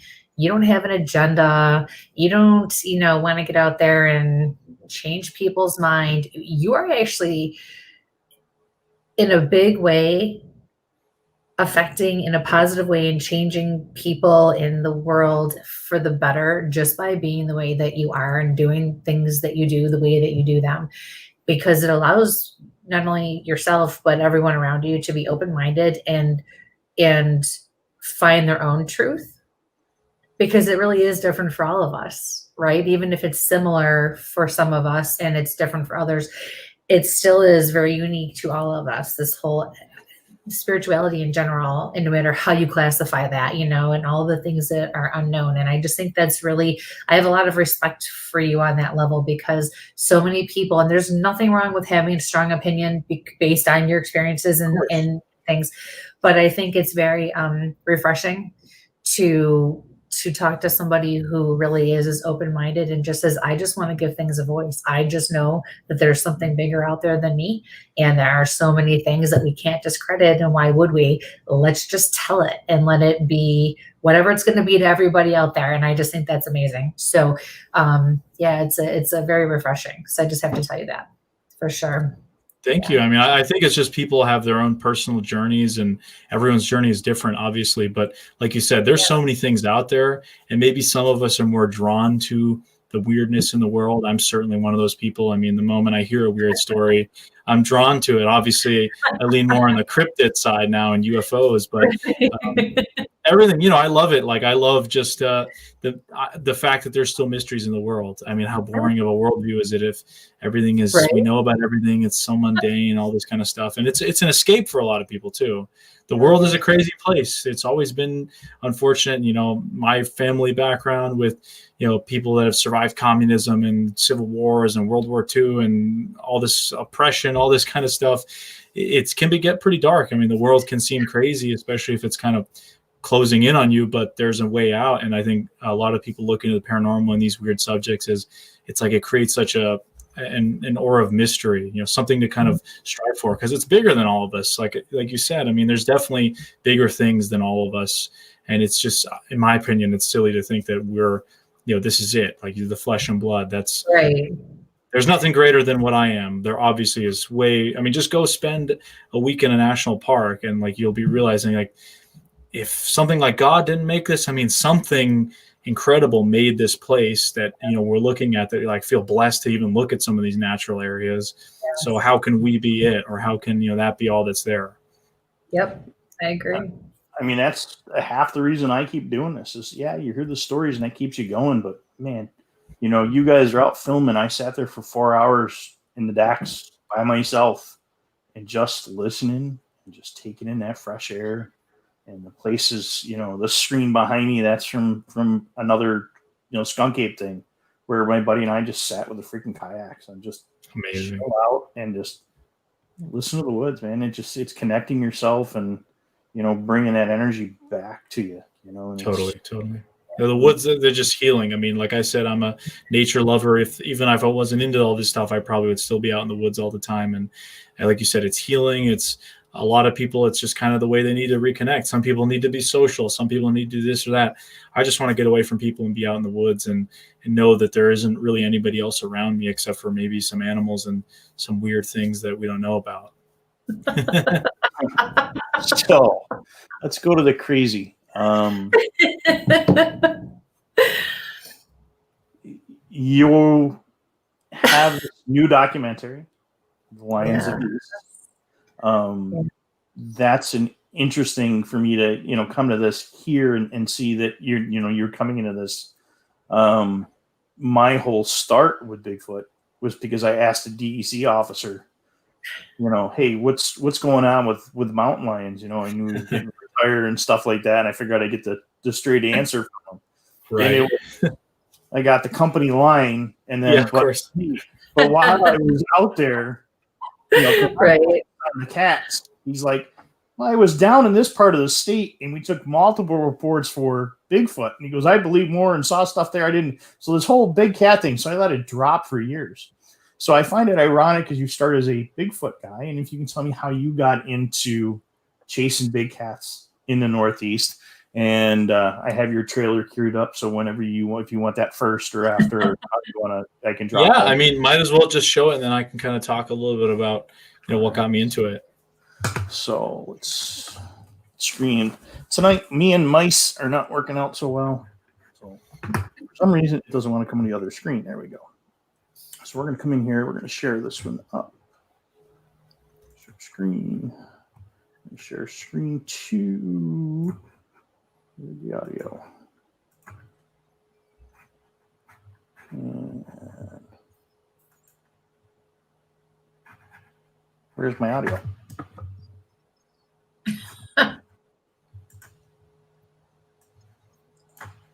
Thank you, YouTube. There we go.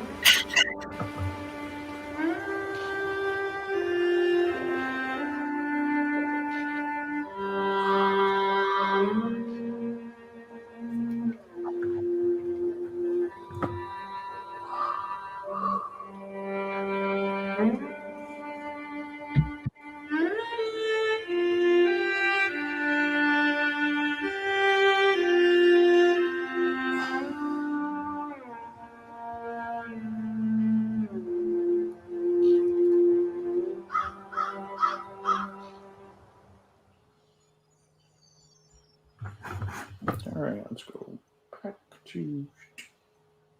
There we go. All right. So did you see there was actually a second trailer, I think, that's a little more descriptive maybe of the film. All right. Swoop.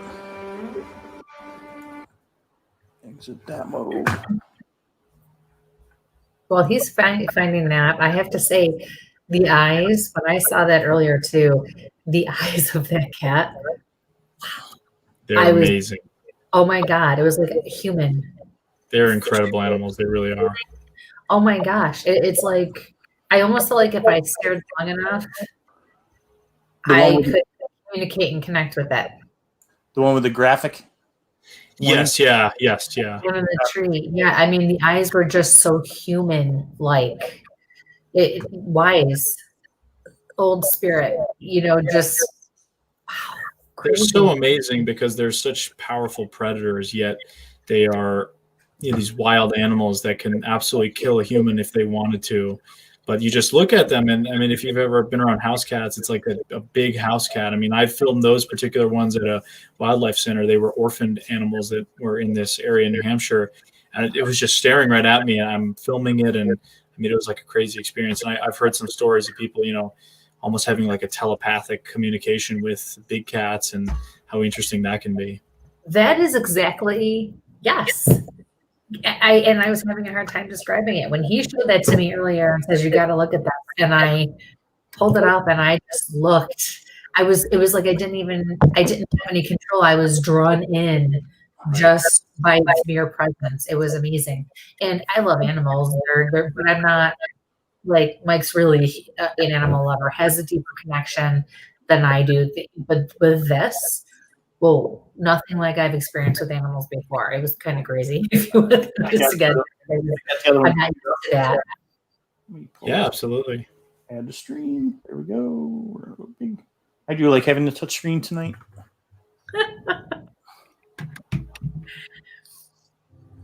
And we have audio. He was brown and gray and had this long, thick tail. It was amazing. I felt like I was blessed to see such an amazing creature. Officially, they are no longer here in the eastern United States. But of course, there are many reports. Most situations come in with no physical evidence at all. It's simply what the person witnessed. Some situations come in with photographs or actual physical evidence of what they saw. That's where I saw the mountain lion jump right up right here, and he headed down that way and went back down nowhere on that side of the tracks. These are wild animals that can be very dangerous. And if they're in your neighborhood, the more they get used to people, the more dangerous this may become. And of course, the more sightings there will be. Right about here, there was a clump of hair that was about that big. They're very light, but you can still see some scratch marks here. Someone's been attacked, something happened. And that's when I saw him. He was just covered with blood.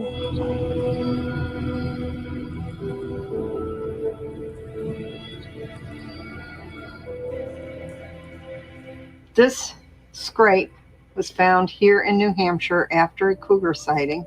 And then this scrape was found out west. And this was definitely done by a mountain lion, but I really feel that these are very, very similar. The state is really doing the public a disservice. They should admit they're here, give people some information on how to deal with it if they should encounter one, because you cannot treat them as other animals. We should be letting the public make the decision on the basis of evidence as to whether or not we need to take any steps.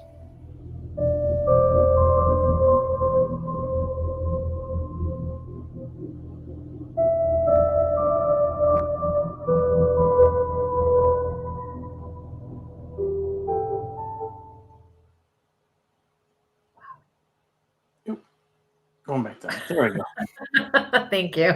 That was a little too much of me for me. Yeah. Really is ugly with a wonderful recovery. So, how'd you get pulled into this? Sure. It was one of those things that I had always heard of stories growing up, spending time in the woods. You hear people talking about seeing mountain lions. I remember even in high school, a professor I had said, he had a face-to-face with one near Mount Monadnock in New Hampshire. Really interesting, and they're not supposed to be here.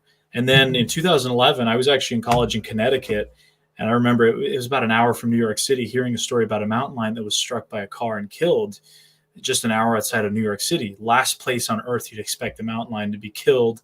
And then I kind of sat on that for a while. And after I finished On the Trail of Champ, and I was kind of thinking about some projects, and one thing I kept noticing at events I would go to in the New England area, people talking about cryptids, they would all mention, I've seen a mountain lion, or my dad says he has them in his yard, this kind of thing, all across New England. And I'm like, man, these stories, and that's what started Lions of the East. It took me about a little over a year to complete the project.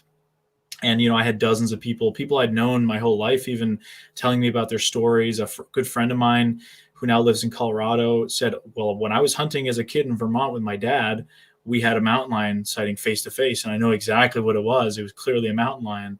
Dozens of people telling me the reports, and I ended up interviewing people across New England, in New Hampshire, Vermont, Massachusetts, as well as Rhode Island, dealing with all this stuff in the New England area. And that included fish and game officers, game wardens with the various states. I had a biologist reach out to me who had found mountain lion confirmed DNA through a scat sample in the 2000s, and the New Hampshire Fish and Game kind of hushed it up.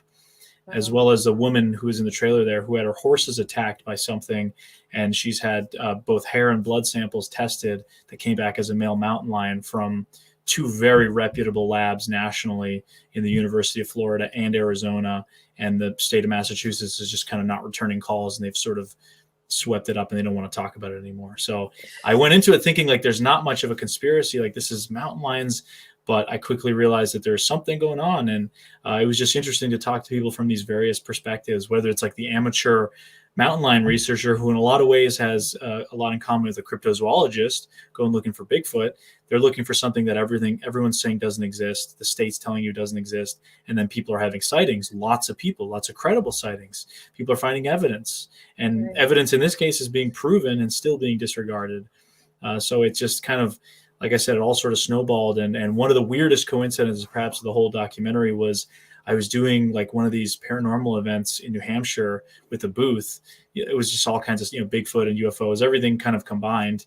And this guy came up to me and he had a poster for Lions of the East. And he said, "Oh, what's this about?" And I told him the project. He's like, "Well, I'm a cop in Connecticut."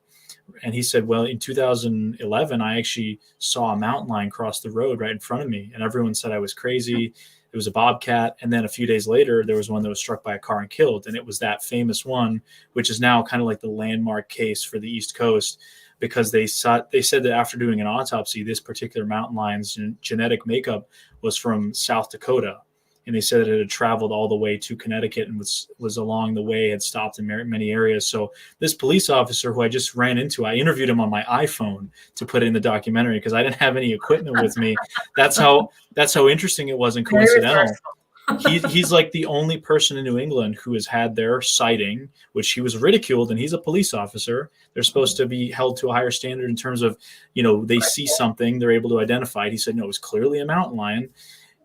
They said no, and then a few days later it was confirmed. And this was like 5 miles from where he had the sighting was where this thing was killed. So he clearly saw that particular cat.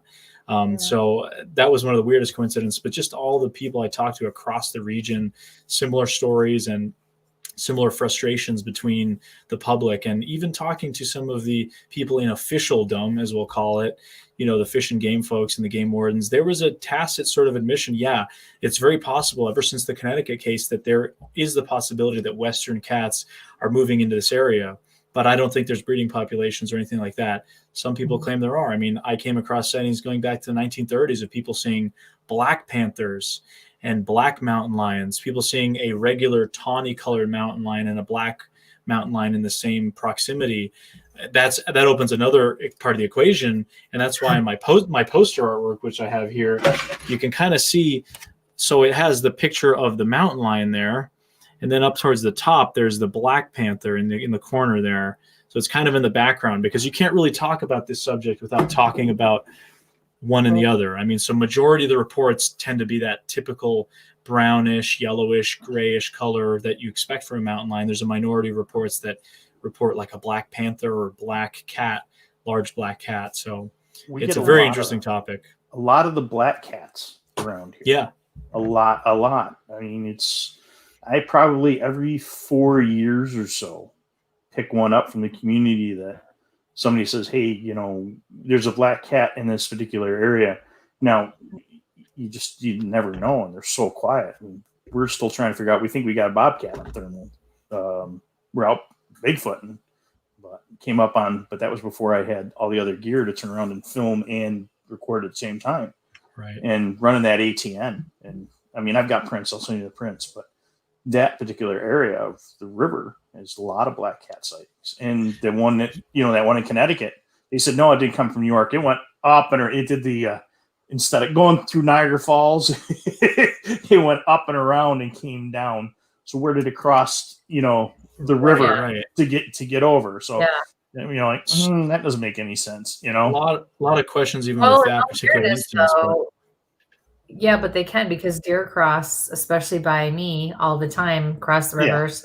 They can do it. It is possible. Now, how feasible it would really be, would it survive? That's, just putting it out there, just, devil's advocate. But it's just, up, out, and around instead of going straight. Right. Well, what's so interesting about that case in particular is that, like I said, it was Milford. It was around the Milford, Connecticut area, which, it's a very urban area. It's one of the most densely populated areas of New England. Like I said, it's an hour to Manhattan from there.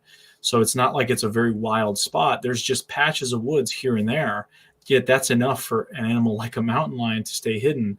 So the rest of New England, the rest of upstate New York, Pennsylvania, where it's filled with game, mountain lions used to be in these areas. They were pushed out with deforestation and hunted to existence because they were considered a threat to livestock, 200 years ago. They're returning to their natural range. But some people think, well, there's still pockets that may have survived in northern New England and maybe in the Adirondacks, certain areas, which I think is entirely possible if they had the food sources. Maybe now there's a mixture of the both phenomena going on because, like I said, there's so many sightings. People I know even that have seen a large mountain lion and then the cub, or not the cubs, the kittens kind of following it, which would indicate a breeding population. Now, it's entirely possible that maybe there's just males moving through. They would be able to stay hidden and very well fed. We have huge deer populations, moose, other predators, or other prey species, and not very many predators. I mean, you have black bears, but they're not as aggressive as a predator as a mountain lion. They're much more opportunistic. So they have no problem digging through your trash as they would to go after a moose carcass that had been killed by, hit by a car or something like that. So mountain lions are the top of the top. We have coyotes and other bobcat. They're definitely officially the biggest cat around here, but mountain lions are the top of the top in terms of predator. They're actually one of the species that is the most widely distributed in North America. Because they're found from the swamps of the south to the high desert in the southeast, the rainforests of the west coast, the Rocky Mountains, all the green belts, the Appalachian Mountains on the east coast. So they're everywhere. Not in their in their natural range. Now, of course, they're officially supposed to only be in the Dakotas and then west of the Rockies in those areas, but you have sightings going on in the Midwest, in the South. Florida has a small population of Florida panthers, but you have sightings going up and down the East Coast. And my documentary focused particularly on New England because that was the most geographically accessible to me. But I could easily do one about West Virginia or Louisiana or Kentucky. It's the same stories wherever you go, and it's treated the same way. I mean, even when I was down in Virginia a few years ago, talking to people in state parks, and they said, yeah, I mean, we get the same type of stories. We don't think they're here, but we get these stories all the time. And the Black Panther element is so interesting because there's no example of melanism. So like a pigmentation in the skin and mountain lions on the fur. There's albinism and melanism. So you'll get albino animals. You see that a lot of times, gorillas, lots of different animals that can happen in melanism where they're just completely black instead of being completely white. And that happens in bobcats, but it's never been documented to happen in a mountain lion, Puma concolor.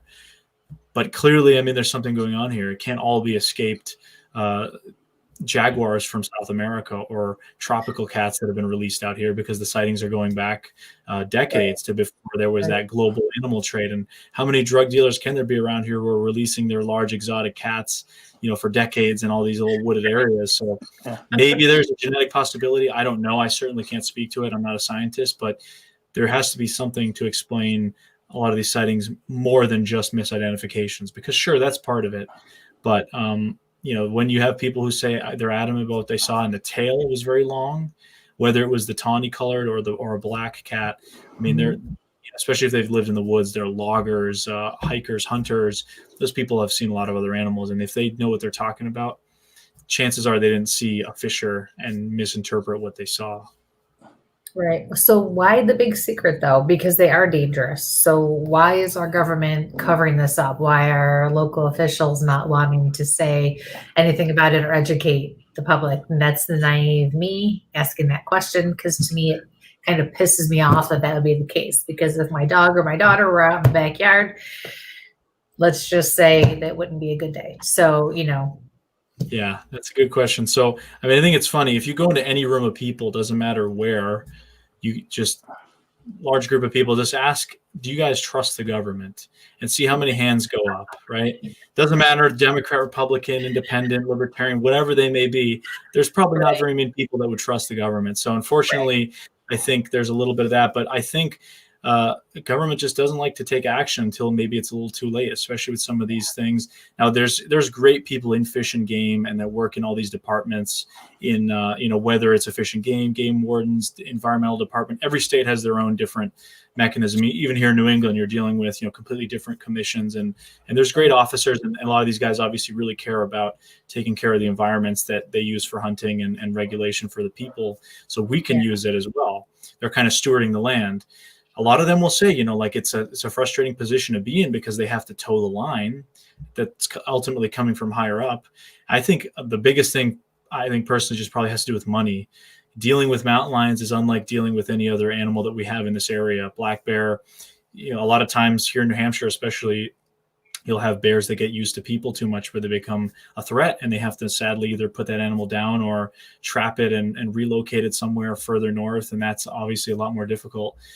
So mountain lions, being that they are a predator that will not be afraid to kill a human, whereas most of the time black bears are not as dangerous. I would argue that moose are a more dangerous animal than a black bear really is, unless you're dealing with a huge black bear.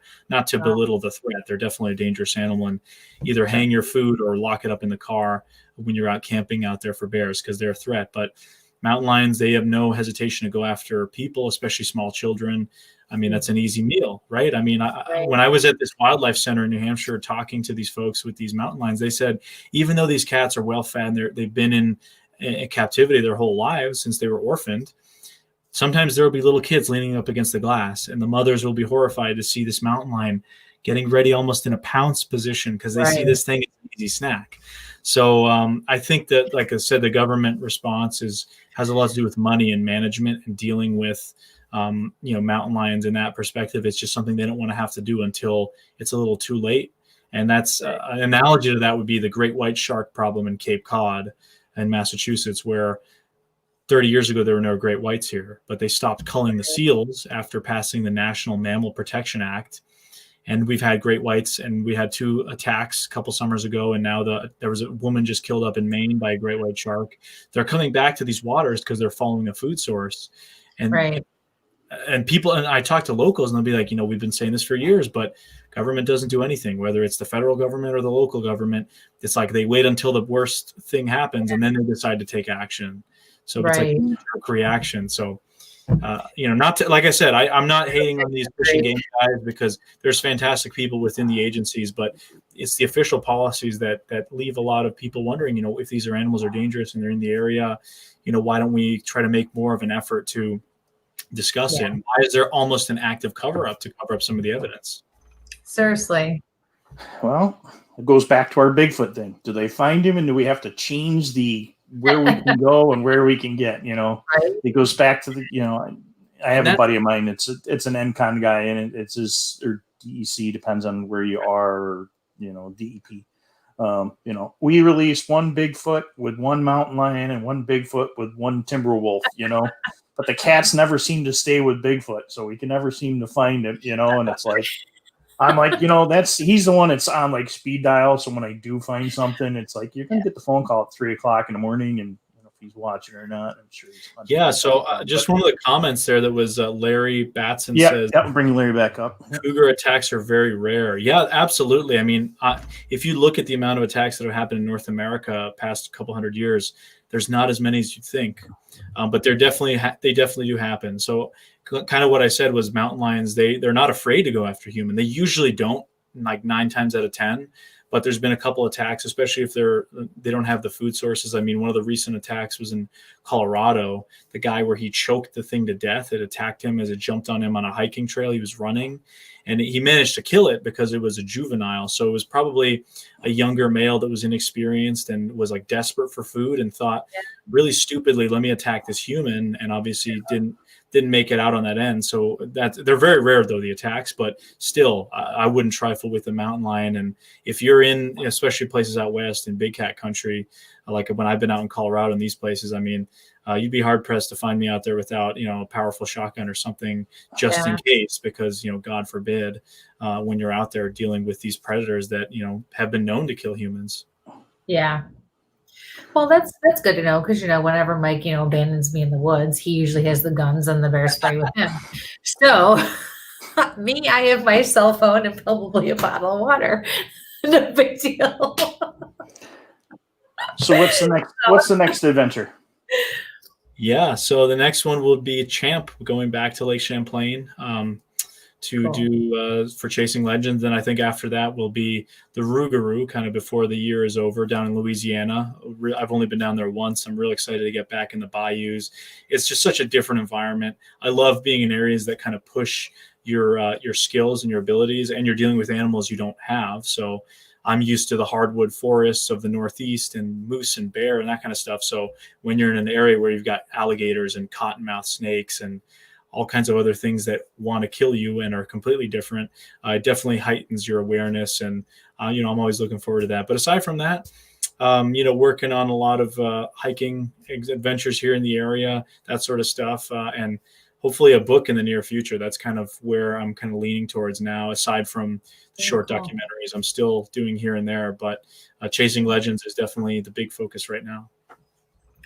Very cool. And one question for me, if there's one thing you could do before you die, where do you want to end up? What is it that you'd like to be able to work on? What would be, something you want to accomplish? That's when a good all question. is said and done. I'd probably say, if we're talking cryptozoology, would be going to Nepal in the Himalayas in search of the Yeti. That's what first got me interested in this stuff. I was told the story of the Yeti by my dad as a kid, and that just stuck with me. So that's like top of the bucket list, is just being in Nepal and looking for the Yeti. And then another one would probably be climbing Kilimanjaro or one of the big mountains out west, ones that's like multiple day treks, that sort of stuff. So I'm a big hiker. I don't really do the mass. I would probably never do something like Everest. I think that's just kind of such a huge endeavor. But what? I'm surprised to hear you say that after this whole show. Are you kidding? But definitely some of those larger peaks. Apparently, I'm nuts in a good way. Thank you. Yeah.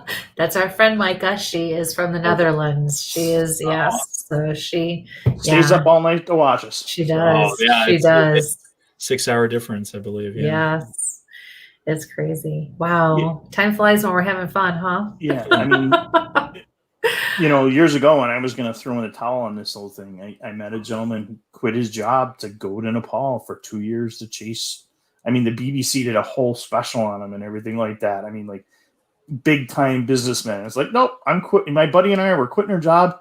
And the photos he sent me, and this is back in film days, so it's not like, I got the DSLR and 40 camera, SD cards in the background. And he's like, you go and the people, and you meet the energy of the people, and you he's,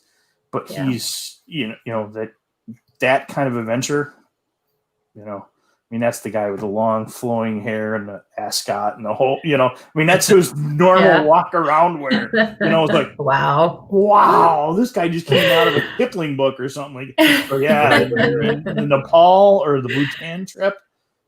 Amazing. Yeah, that's like I said, that's on my bucket list. And I don't know, I guess just an adventure at heart. And why I said Kilimanjaro is I was being born into Africa. It was kind of like I've only been back there once since, and I would love to just be at the top of Africa, because it's a pretty interesting mountain, Kilimanjaro itself. That's amazing. Wow. So we can find Alex on quite a few different medias. Yes. He has his website, which I have put into the group up above. So that's the best his. Place to find me. And yes, and it's got links to everything else on there. I know there's like a million different social medias, but it's all on the site. So his Chasing Legends there, his Monday night show, which is Tuesday night, competing against us next week. But I have to figure out and watch from the background, like where Christy's doing readings on. No, I had to move it. Too. Yeah, I'll be like the parent at the sports, kids sports game. Yeah, no. I'll be clicking on YouTube. Alex, tell him to get off. Tell him to pay attention. I'll have to put you on speed dial. You can find, on the trail on Amazon, Vidi and all, and like I said, Alex's, and right now it's on Prime, which is rock it out, man. It's a great that in the trail, and you're doing a lot of amazing things. He and can't Seth, wait to see what's next. And the SM, the Small Town Monsters guys put out that next on the trail of. Will be so excited for that, and Mike was a part of that. And Mike's interview was fantastic, and it just fits what we're doing with that documentary. So I'm excited to see what Seth will cook up.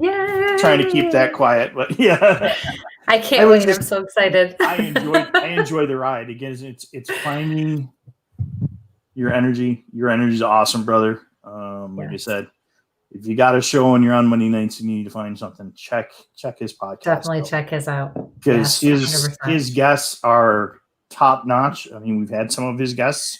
A lot of his guests are a lot of our friends, but so not to stroke the egos of a few of our friends, but great people. I was kind of born out of the idea of just talking to people that I like and people who I'm fans of and friends. So that's where it kind of came from. That's amazing. Wow. Thank you so much for being on tonight. It was so nice to talk with you. Me. It was awesome. Oh my gosh. Yeah. Hopefully you'll be. If you can hang with us for a few minutes here and awesome. Words in. All right. Well, you thank sure you about that? Yeah. My brain's not working. This recovery is getting to me. Hello. Yeah. All right. So we're going to say goodnight to Alex. And thank you so much. Oh, okay. Awesome. Yay! You did it right. Thank you all for joining us. I can't believe that I actually made it. 2 hours. Yeah. So I'm still recovering from surgery, guys. So my brain's a little check. I'll check your name. Yeah, you did good. You did good. So now you get to go home, or now you get to go to bed and crash. Yes. So we need you to really be on your game next week. So next week, yes. Even I'm still sitting here looking like Harry from Harry and the Hendersons. Telling you, little job, copyright movie. You're good. Yeah. So we're gonna let the hair grow a little longer. Actually, hopefully by next week it'll be cut. Somebody will drop me off at the barbershop. In this thing. Awesome. But again, thank you folks for joining us. We're sorry we haven't been here for the last few weeks. Thank you for sticking by us and sticking with us. We love you, all of you guys, and really appreciate all of your support and the prayers and love and everything and the caring. So yeah, for sure. I'm excited to get back. I need to get back and get back into the reading and doing those things. So I miss it. It's time. Yes. So thank you. For sure. Sample on. Stay safe, everybody. Stay safe. Have a great night. Be safe. Somewhere around here.